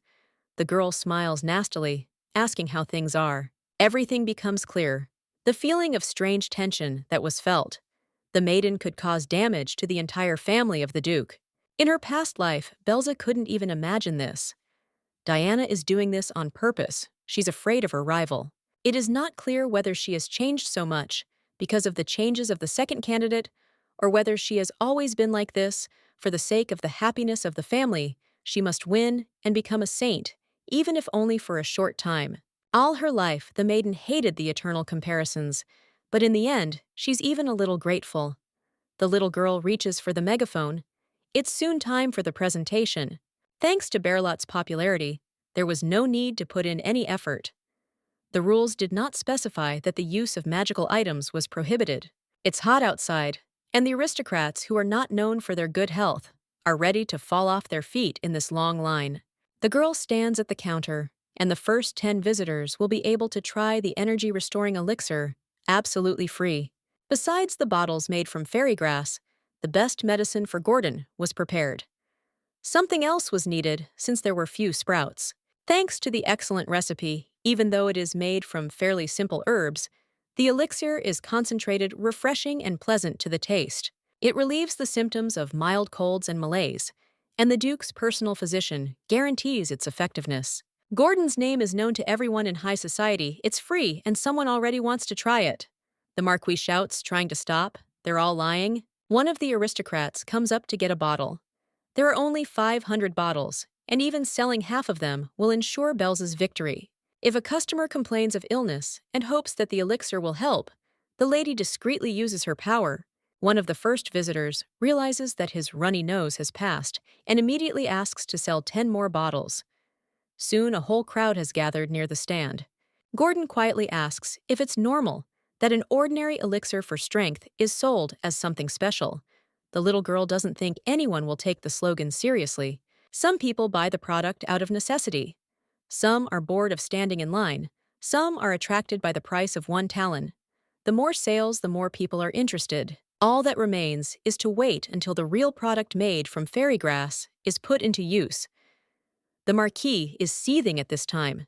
They are trying to take away their clients, and he doesn't like it. He is against what is happening since the candidate is also a saint, which means she is obliged to use her power, but instead she sells sweet water. Of course he made a scandal. He can't wait to prove to everyone that Belz is much worse than Diana. However, it doesn't matter, because he managed to attract everyone's attention. Even Madame is distracted because she doesn't understand what kind of remedy it is, since Berlot himself started shouting. A medicine can't cure anything for 1 talon. The girl smiles. The man can continue to chatter because it only plays into their hands. With the help of wild screams, the attention of an even larger part of the crowd is attracted to the stand. Everyone who is curious about the reason for the dispute is sure to buy something. The list of things the elixir won't help with is a bit further down. For chronic illnesses, wounds, and aging, the effect may be minimal. The Marquis snorts. He was right, the medicine isn't all that powerful. Other children use the same tricks, but only blame Belzeu. Berlot intends to tell everyone about the lie.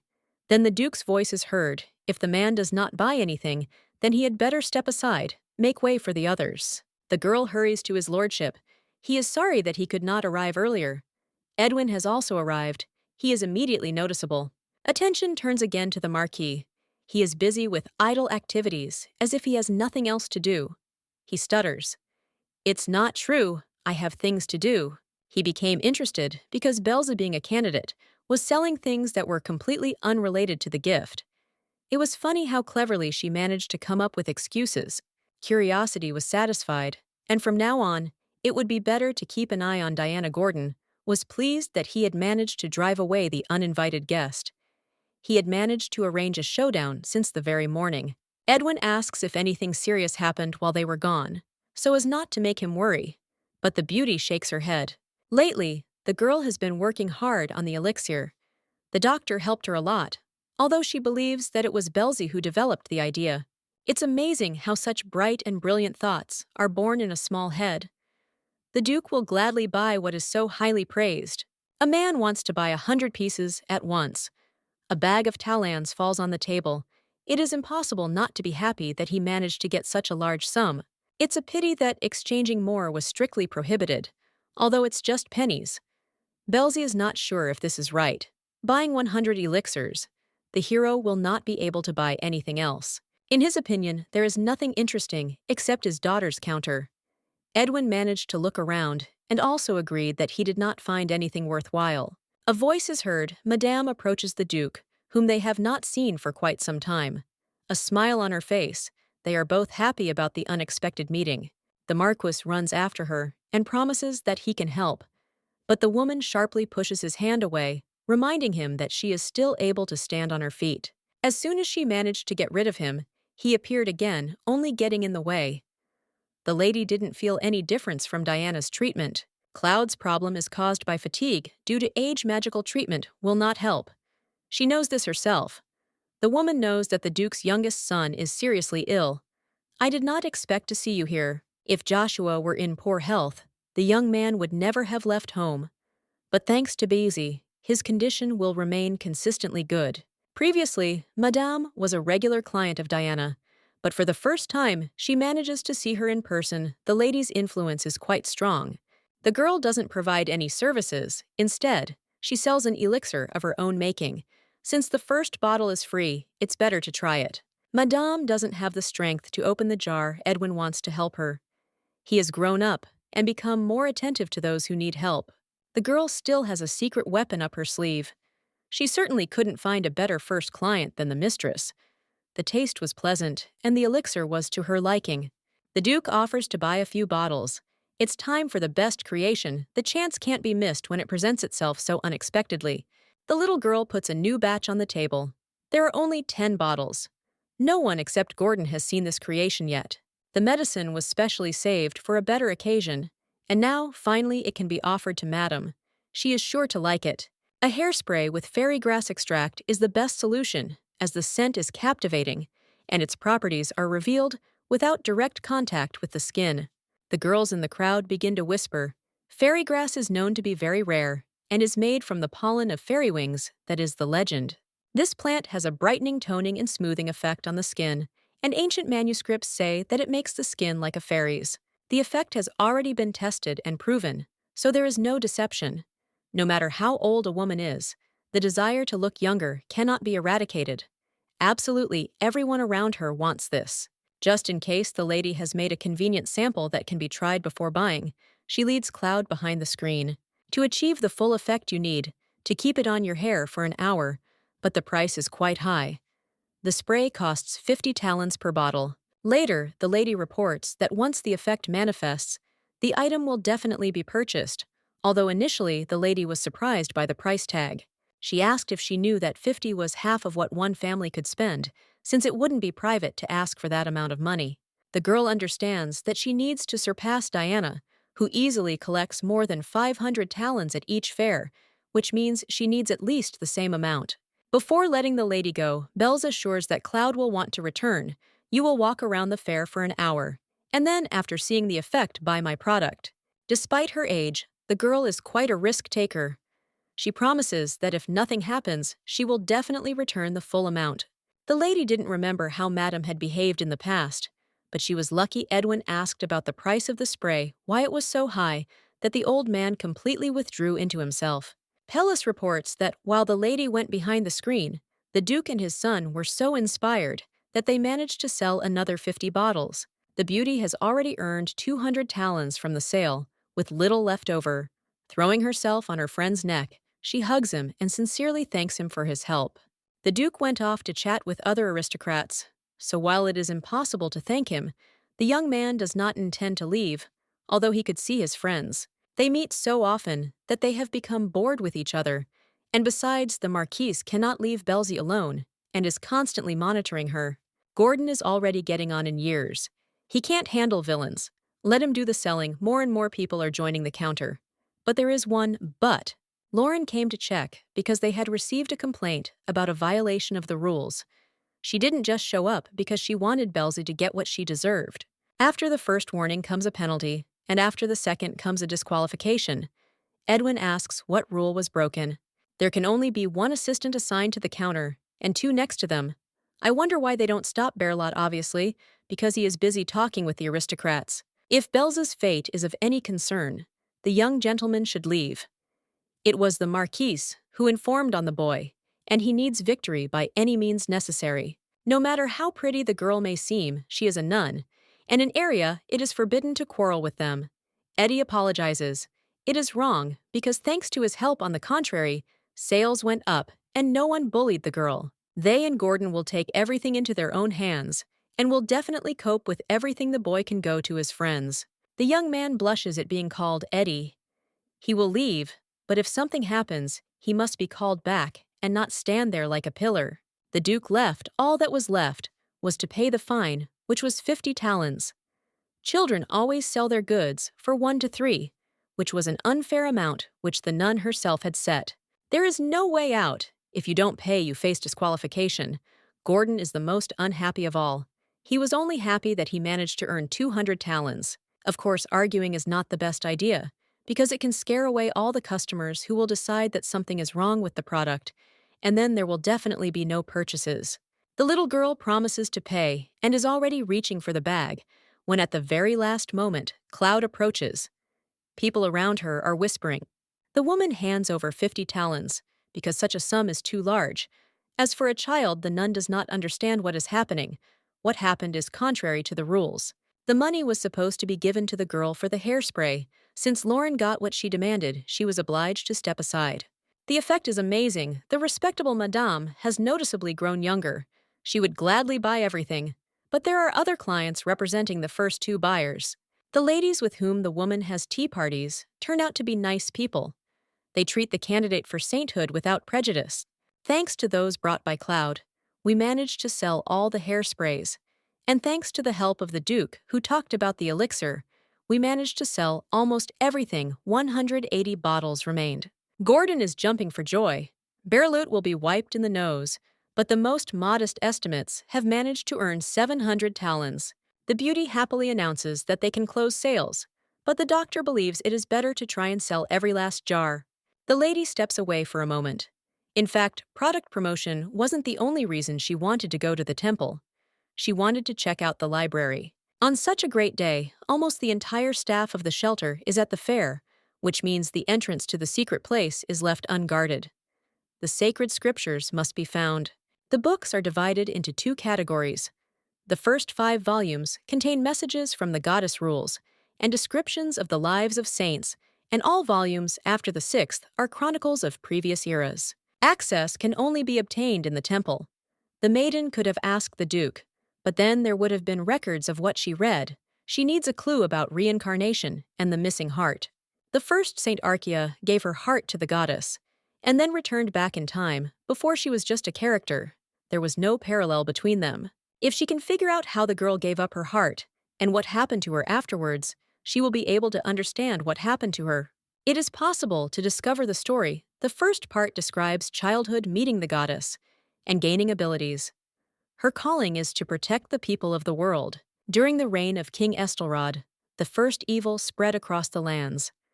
Archaea remained at the forefront of the battles. She laid her heart on the altar where the goddess rested. There, a divine miracle of return occurred. Time turned back 4 years. She destroyed the demons, their minions, and evil itself. 4 years later, the temple troops led by Archaea won a victory, and the lady herself returned to the capital where she founded the first orphanage. A year after the end of the war, the girl presented herself at the age of 23 during the funeral. She had no heart.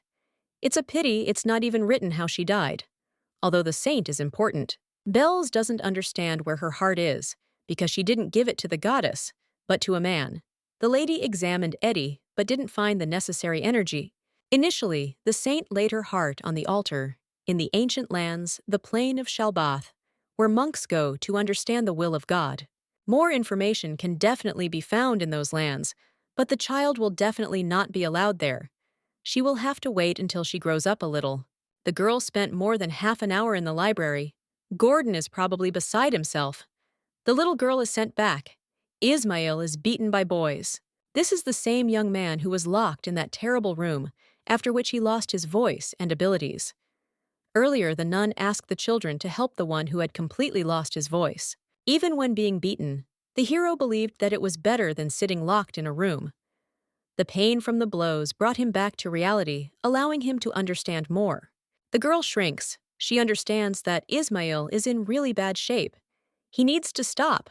She screams, calls for the mentor, and immediately the boys run away in different directions. The blonde approaches to help with her power. The young man remembers her, because even when she was in the orphanage, she was constantly fighting with everything. Virgo obviously considered herself the most unfortunate of all, so she constantly tried to get into any fights. It's not clear where Belza got that confident expression from. She probably had it even worse. She was afraid of everything and angry at everyone. Looking into the eyes of the beauty, the young man begins to cry. He does not understand how she managed to escape from hell, why this happened to her. The appearance was familiar. The girl could not forget this man. He once said that there was no holy power in her, and she should not call herself a candidate. In front of Belze is Papa Monteus, the third one of the main male characters that exists in history. The previous father adopted him, and as an adult, he appeared in the novella along with the Crown Prince Edwin and the second prince. After the death of the Pope, Dunkesky was supposed to take the place, but he never received his post, as he did not have the Pope's seal, the main holy relic. The Templars were about to hold a vote, but at the very last moment, the deceased's adopted son appeared wearing the seal. The thing is that in the book he was called Monteus III. His name was not written anywhere. And again the heroine stumbled upon one of the main characters. When the maiden turned 18, young Ishmael made a public statement in support of Diana, just before she was declared a saint. At a time when nothing had yet been decided, the temple publicly took Berloth's side, without attempting to maintain neutrality. At that time, the Pope did not understand what Belz had done to maintain her status as a saint. On the contrary, she was constantly putting spokes in her own wheels. The girl stood aside because she had lost her abilities, while Diana healed the sick and even fought monsters on the northern border. It was considered that to be called a saint, when there was not a drop of divine power in the body, sounded worse than mockery. Then the lady was angry. She thought that she had been treated unfairly, but she understood why Ishmael supported Berlot. The lady is no longer angry. She lay for days on end in that room, just waiting to be let out. She felt the holy power leaving her, but she did not dare to say a word. Using energy, the saint heals Ishmael. It was the first time she had treated several places at once, but she was glad that everything went well. It's strange, but after using her gift to the maximum, she didn't get a nosebleed. Gradually, it becomes easier to treat people. The boy woke up and looked angrily.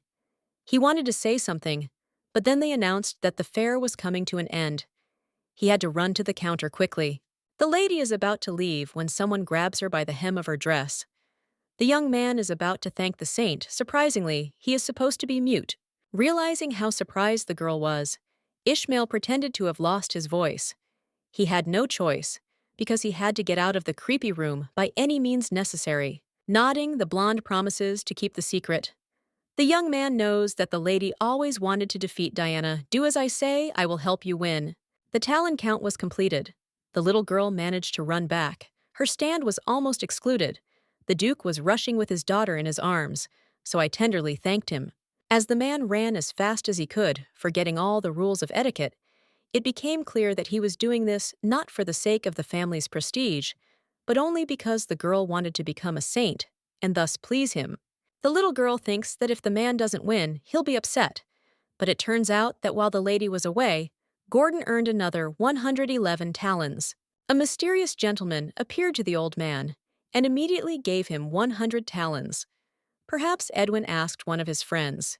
The stranger handed over a note. It said that this was payment for the treatment, and that on this very day the meeting between Diana and the second prince was to take place. But it was Caesar. The box is empty. The young man must take the place at the top. There is a possibility that the crown prince will come instead of him. The plot has changed again. A voice is heard. The pontiff comes forward.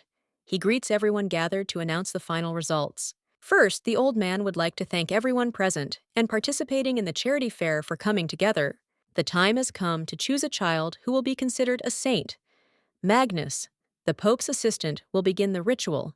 He will use an artifact created by the alchemist. It has the ability to convert gold coins into talons and vice versa. And if you put coins inside and light a fire, it will automatically count the amount. No matter how many times people see the ritual performed each time, it seems even more mesmerizing, and Belzy begins to get even more nervous. The heroine hopes that her result will be announced very soon, but of course it will be at the very end, so she will have to wait a little. Diana, with the help of her sacred power, received in total almost 800 talons, a total of 770. The beauty is congratulated in advance on first place. The ceremony is not over yet. You need to stay calm. It turns out that Belz is in first place. It turns out to be 952 talons. The Marquis jumps up. He doesn't believe that this is reality. The girl received more than 770. The pontiff tries to calm her down. You can voice your complaints after the ceremony's over. He reports that someone stole money from Diana. The use of talons outside the temple is strictly prohibited. And besides, none of the aristocrats present would be able to risk their reputation like that. Each of the visitors can confirm that the amount was 870 talons. There can be no mistake. The man's indignation shows the reality of what happened. Lauren approaches the gentleman and tries to assure him that after the ceremony is over, they will be able to discuss everything calmly. The pontiff understands that there has been a misunderstanding, something terrible, but since all participants are gathered, they will look for the culprit. The assistants are obliged to bring records of the prophet. The gentleman turns to Belza. He does not suspect her, but according to the reports, she is the only one who earned twice the amount of 100 talons. Both times the money was received at the counter. One customer is known. It was Duke Callios, who was a little late. The second man is signed as stranger. Belza is clearly uncomfortable with this interrogation. Besides, according to the records, that man arrived at the very end. It was 100% the crown prince. However, it's better not to make hasty statements. After all, he didn't even show his face to Gordon.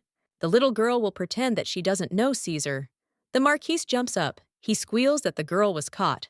She stole the money, those same 100 talons. It turns out the Duke the man has sunk so low only because his daughter did not take first place, thus tarnishing the reputation of the duchy. People in the hall are talking about how the gentleman is having a hard time with a bad child since she is much less capable than Diana. Everyone saw that the Marquis did nothing but hang around Belza's counter and then made a fool of himself. Perhaps the man was truly in dire straits since he stole 100 talons and hoped to convert them into gold and pocket them. The hero finally boils over. In his eyes, an innocent victim is being accused, and this is wrong. The pontiff orders silence. Arguing right on the sacred ground of the temple is wrong. The father sits down in front of the girl and apologizes for frightening her. He is ready to listen, but he cannot even show the note. The imperial monogram will become visible. A hooded man comes forward and says he brought 100 talons. He hadn't been feeling well lately, and after hearing about the elixir, he decided to try it. The little son of the empire initially wanted to receive treatment from Diana, but the queue was too long, so he handed over the bottles to safe hands. They are with Baron Lancelot. If anything, you can check. The prince does not want to appear officially, so as not to distract anyone from the fair. Caesar decided to intervene for only one reason. He noticed that the situation was progressively worsening. One of the priests comes forward. There is another oddity in Belza's report. Usually the income from the counter is 10 talons, but she has a record of 50 talons. Because the investigation dragged on, the ceremony was postponed. The Pope questioned the remaining participants and learned that 50 had gone missing. They had been taken in by a nun. In addition, it was discovered that the temple's income had been stolen all this time. And for this crime, the woman should have been tried directly, according to the law as it should be. The lady falls to her knees and says that the marquise persuaded her to steal as much as she could from Belze, and before the ceremony began, he suddenly gave her another 100. The stories differ. The marquis was angry about Diana's money disappearing. It's not clear why they start arguing with each other. The nun assures one thing, and the man orders her to be silent. The pontiff stops the scolding. The sister will be punished according to the law of the temple. They are going to take her away and no longer hear how she asks for forgiveness. The aristocrat would be punished by the palace guards. He would be punished. His reaction still worried Belze, but it didn't matter. The interrupted awards ceremony resumed. The prince hands the girl a bag with the collected funds, reminding her that he helped her a lot, and that the girl will give a speech of thanks. She thanks everyone who helped her get the title of saint. When she came up with that hairspray, she didn't even expect that it would go this far. The product is the beginning of something new, something unknown. For the first time, the lady is reaping the fruits of her labor. Several months have suddenly paid off. In the future, Belze can expect new cosmetic products using fairy grass. Personally, Virgo wants to express her gratitude to those who supported her the most, those who hoped for her success. One of the most important customers is the prince. The heroine introduces him separately, causing Edwin to freeze in horror, because he thought that it would finally come to him. The little girl is happy that she finally has money. She is more happy about receiving profit from the competition than about the victory itself. The Duke praises her at such a young age. Not everyone is capable of this. Without my father's help, nothing would have worked out.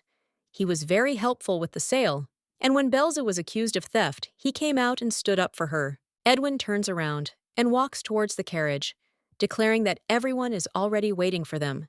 He is behaving completely unusually, as if something had happened. He is not himself. The assumptions are wrong.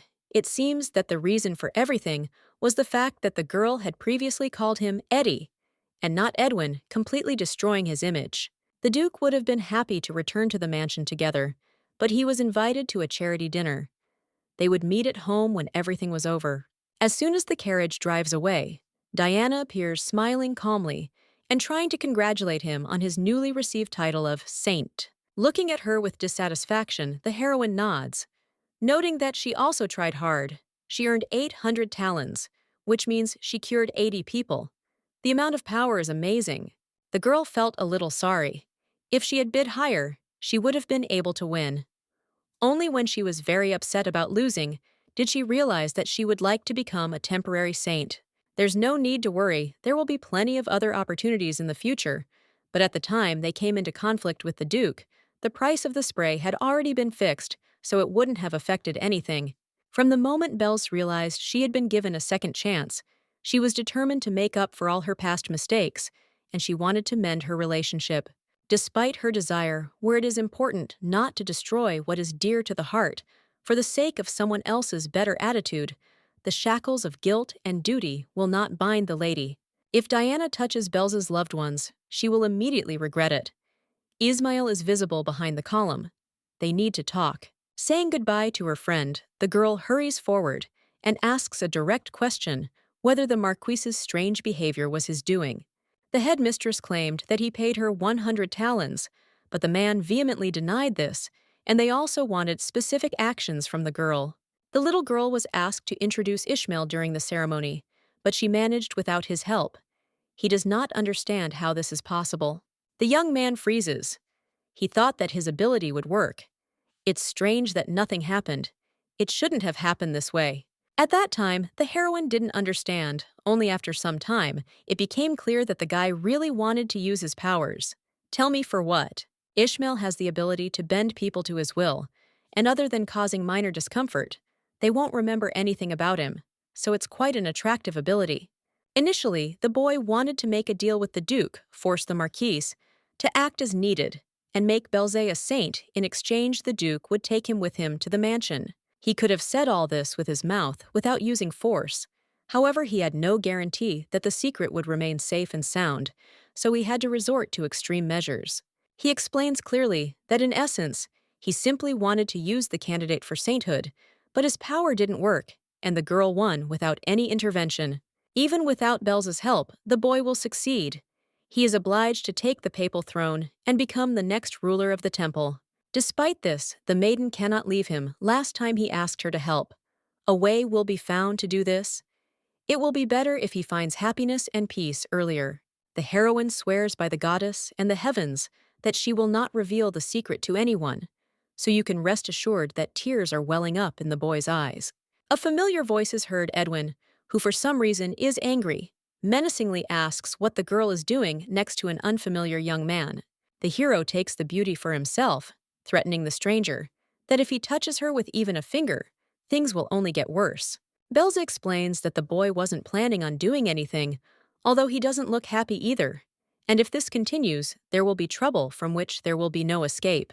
She is not lying at all when she says that everything is completely fine, because in front of her is her friend Edwin, finally turned to the side, seizing the moment the girl grabs him and pulls him along with her. Calm reigns, and most importantly, a fight was prevented. However, the young man still cannot calm down. He is unhappy because he does not understand what caused it all. Stopping, he clarifies whether the stranger is really a friend. The girl said that she was not close to anyone while she was in the shelter. I turn away. The hero declares that there was no need to seek connections with a useless boy. Something is wrong. The girl does not remember telling him about who she was, friends with, and who she was not. Eddie and Ishmael were supposed to meet for the first time. However, the judgment comes as if they have known each other for a very long time. Maybe they have seen each other somewhere before. On the way home, while they were in the carriage, nothing much changed. The young man still looked upset. It was not clear what could have upset him so much. The girl doesn't want to be hated. She sincerely asks for forgiveness. She herself didn't really know. It seemed to her that she somehow managed to upset the guy completely, unintentionally. The brunette asks not to apologize if nothing bad was done. Otherwise, it will become a habit. Bells really didn't do anything. She has nothing to worry about. The boy was upset for another reason. Upset because he behaved extremely petty. The hero changes the subject. He had previously learned that the girl was acquainted with the crown prince. Obviously, the little girl knew that it was he who bought those bottles of the elixir. He was so gallant when he came on stage. Most likely, the guy was simply curious about who would become the next saint and wondering why the lady mentioned him in her speech. It becomes clear that the boy was in a bad mood because nothing was said about him. This is the heroine's fault. After all, he helped her a lot, but he didn't get words of gratitude. The girl apologizes again. She was so eager to advertise her product that she completely forgot to mention her friend, and Caesar's name helped with promotion. Of course, the only person the heroine could thank the most was Eddie. He notes that the girl is probably tired. Get some sleep on the way, we still have time. Never before had the saint seen such a side of his character. It was fascinating. She never ceased to rejoice that she was able to get to know him better every day. He was right. The heroine was so tired that her eyes were gradually closing more and more. The young man only wanted to be special, but he would never get angry at any little things anymore. Several days have passed since the festival in honor of the goddess's birthday, the result of which was the transfer of the title of saint to Belza, and Diana did not receive it. After the crown prince, rather than his brother, visited the fair, deviations in the original story became noticeable, and the differences became immeasurably greater. The girl came to his lordship and promised to return all the investments he had given for the benefit of her business when it was needed.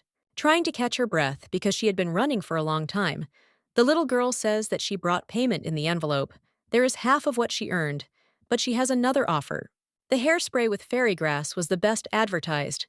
The girl wants to grow the plant and continue producing cosmetics. She wants her father to invest more money and then make a profit from the sale. She even has a business plan that includes opening a store on the main street in a timely manner. Rent is the most expensive in the entire capital there, so this beauty definitely needs help. Do you happen to own any available property? Unfortunately, he has nothing, but if the cultivation was successful, the patent can be sold directly to the trading guild since it is already reserved. Handing over the business to others is not the best idea. If someone else takes over, the cultivation demand will fall sharply, which means the lady is planning to become a monopolist. The initial sum is large, about 500 zlotys. The Duke nods. It turns out that this sum can be obtained without his help. A letter arrived with an imperial decree, which the man managed to read. She won the competition and received the title of Best Entrepreneur. The girl remembers the words last time in the guild. They told her that there was a monetary reward, exactly 500 gold. Completely withdrawing into herself and rejoicing, the heroine hands the paper to the doctor, who reads that in order to receive the cash prize, she must arrive at the castle with the guardian. She wrote down Old Man Gordon on the form, completely forgetting about his last name. But it doesn't matter so much. The most important thing is that everything worked out for her. The Duke pretends to be very upset because he is not the trustee. Pals will not help with the opening of the store because he does not even have his own property. The only possession is a garden with fairy grass. Even plants can slip out of his hands at any moment. I wonder why he was chosen and not the master as expected. Falling to his knees, the doctor asks for forgiveness. He didn't want everything to turn out this way. Of course, Callios would be the best candidate, if that's what he thinks so. Be it, the young man agrees. His lordship will receive guardianship so that he can go to the palace with Belza. As long as the girl lives in this world, her father never ceases to surprise her. The day comes when they go to the emperor. The little girl is not sure that she can be held in her arms when entering the chambers. It is probably better to go herself. Liam doesn't pay any attention to the objections. Let everyone watch. Belzy is still very young. Besides, you can expect a lot of unpleasant surprises from the palace. Even though the heroine tries to resist in reality, she feels completely safe in his arms, so she won't exchange it for anything else. From the moment she entered the chambers, the girl was constantly shaking. Even the Duke himself noticed that she had become noticeably colder. It was time to quickly take the reward and go back home. The Crown Prince checks the paper that the saint submitted to the bureau. It is strange that Liam arrived, although Old Man Gordon was indicated as the trustee. The brunette takes out an official document, showing that he has been given the rights. Caesar thought that it was about a simple meeting. But if so, it no longer matters. Sitting down at the table, the young man immediately notices that the man is overprotective of the girl. He needs to be careful so that people don't think that she is his illegitimate daughter. There is some truth in these words, although of course he never cheated on anyone. Belz is like a daughter to him. He never hid his parental affection and will always protect her. The information is very valuable. The prince promises that he will remember it. The two are acting like fighters in the ring. The atmosphere is oppressive. The Duke cannot be stopped. They need to ask the young man to slow down.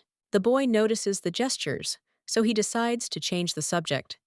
He didn't really say hello. After all, the meeting is important, considering that the saint won the competition. Caesar suggests skipping the formalities and asks how Mikhailo is doing. Liam immediately jumps up and asks how the boy found out about the toy. The girl has to justify herself. She met the crown prince in the guild, wrote the application of her own free will, and the bear was accidentally activated due to an incident. Things are bad. The man took the situation too seriously. The prince himself did not think that Belzé would become a witness. There is no point in asking for forgiveness. Anyway, the incident was most likely not worth mentioning. The second prize winner hasn't arrived yet, so we'll obviously have to wait a bit. But the Duke has a council meeting to start, and there's no time left at all. The young man states that he has no need to rush anywhere, but his words lose all meaning when Logan enters the room, saying that he did not mean to interrupt. Liam has an important message. It concerns the meeting. He mentioned a little earlier the meeting was unexpectedly postponed. It seems he will have to leave immediately. Before leaving the castle, the man gave the prince an angry look, promising his daughter that he would return soon, asking her to wait and not go anywhere. That would be the right thing to do. There is silence. The beauty is interested in who won second place. The young man asks if the Duke provides for the girl. That time you were determined to take the prize for yourself. The beauty jumps up and begins to apologize. If she had known then who was in front of her, she would have behaved differently. Everything turned out wrong. The red-haired man pauses and then laughs out loud. He was just joking. If there was a real threat in the castle, Liam would never have left Belzy alone. Last time we couldn't talk. The prince sincerely thanks for the help. Strangely, but the wound never healed. He didn't ask Diana to heal. Too many questions arise. The girl worriedly asks if the cut hurts. She should have called another candidate for sainthood to help. There are excellent healers in the castle. I don't need any holy power. His Majesty is more than satisfied with the treatment the saint has given him. The little girl is surprised that her abilities have been discovered. He noticed the girl's condition and how different it was. The heroine deliberately left him with several wounds so as not to arouse any suspicions, but it turned out there was no need for this. Everything needed to be healed at once. The butler, who is in the chambers, asks, pointing to the doll, whether this is the same bear possessed by an evil spirit who protected the master. The girl protects her friend. There really is a spirit living in him, but he is not evil. The Duke personally gave the thing instead of a personal guard, so that he would always protect. Although in killer mode, it must be admitted, he is terrifying. She also thought that Mikhail was interesting when she first saw him. They say he was found in some secret place. It turns out that the young man thinks the same about Belzis. He believed that the Duke was forced to take care of her out of a sense of responsibility, since she had saved Joshua, and he, as it turned out, had even given her a rare item. If it weren't for this, the young man would have been able to take the girl into his arms. She didn't hear what they told her, because he muttered it very quietly. It's better to return to the original topic. The prince wants to thank the maiden for her help, and wants to make one interesting offer. He gave 100 talents at the festival. However, this is too small a price for life. The gentleman hands over a document.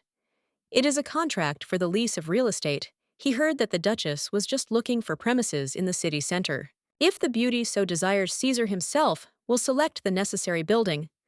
The heroine feels strange, but she needs to calm down. No one would offer something like this for free. The saint will need something in return. She is a quick learner, so he tells her his plans. The maiden can open her own store and at the same time collect all sorts of information from the aristocrats. The prince wants help in creating a secret fund, but of course the red-haired one doesn't ask the heroine to use her own money or the Duke's. Everything needed would be sent through the store, and the Duchess would be in charge of them. The true purpose of the competition was to recruit allies. It was even mentioned in the novel, if he is trying to recruit even a child like Belze. One can imagine how much mistrust there is towards him among the palace nobility. Unfortunately, the girl does not want to have anything to do with the imperial family. She apologizes. I don't think I'm suitable for this role. The conditions are good, but it seems like too much of a challenge. And besides, the Duke promised to find a place. And since the Duke had already outsmarted Caesar, he was probably planning to help anyway. The young man wasn't trying to threaten. There's no point in apologizing. He'll have to ask the winner of another competition for a favor. It's logical that the gentleman organized other competitions as well. The identity of the second person is under a veil of secrecy. The winner will soon arrive at the castle. The butler intervenes. They received an urgent telegram from a guest. Apparently, the Galagos Guild's trading vessel encountered the Kraken on its way back, and they won't be able to arrive back on time. The prince is surprised. There is a sincere hope that Adolf and everyone else are okay. Fortunately, there are no casualties, as well as no significant damage to the ship. Everything inside her went cold. The girl could not imagine that she would hear the vile name again. In the past, Galagos gave the potion with which Diana was poisoned, and he is also the first advisor to the crown prince. It later turned out that Caesar had fallen into a coma due to severe poisoning with the same poison that was intended for Berlot, meaning that Adolf had planned everything. As far as is known, the crown prince trusted the man so much that he made him his right-hand man. This trust increased precisely after the events of the festival. He will be loyal to those who were close to him. The young man turns to Belza, and noticing that she has turned completely pale, takes her face in his hands and asks if everything is okay with her. She refuses the doctor. Initially, the competitions were held because the master needed loyal allies. But in the end, he found someone who, without a twinge of conscience, stuck a knife in his back. They were about to postpone the ceremony, but the butler was just asked to call the Duke when Edwin ran into the room worried. The father said that he wouldn't have time to pick up Belza because of the meeting, so he called his son. He should calm down because nothing would happen.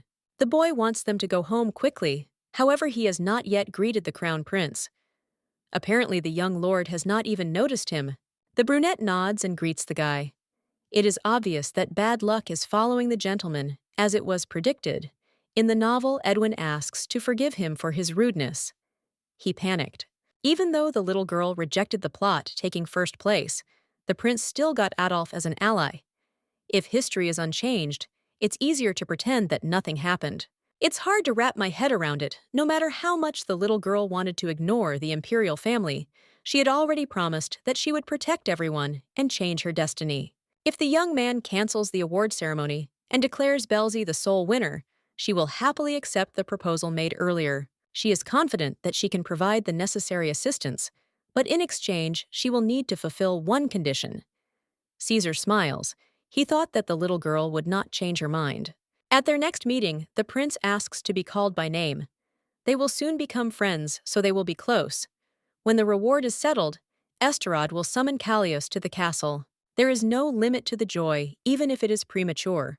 We managed to separate Adolf and the prince, and we even managed to get the money, only Edwin is not in the mood. The boy promised that he would stop sulking over trifles, however he returns to the same thing again. There was no such thing, I was just worried. The young man didn't even worry about how it might affect their family. If Belze quarreled with Caesar, he thought only about her. The saint is an exceptional child. She is amazing, so it is not surprising that the master also noticed this. Still, there is hope that she will not be involved in the affairs of the palace. The girl thinks it's better to change the subject. They wiped her cheek. She wonders why snorting Edwin reminds that Esterod touched her face. Only the Duke can do that. They are not strangers after all. In his past life, he said something similar. I remember it very well, which means the Callioses already consider the baby a new member of the family. She believes that in the new world, everything will be even better.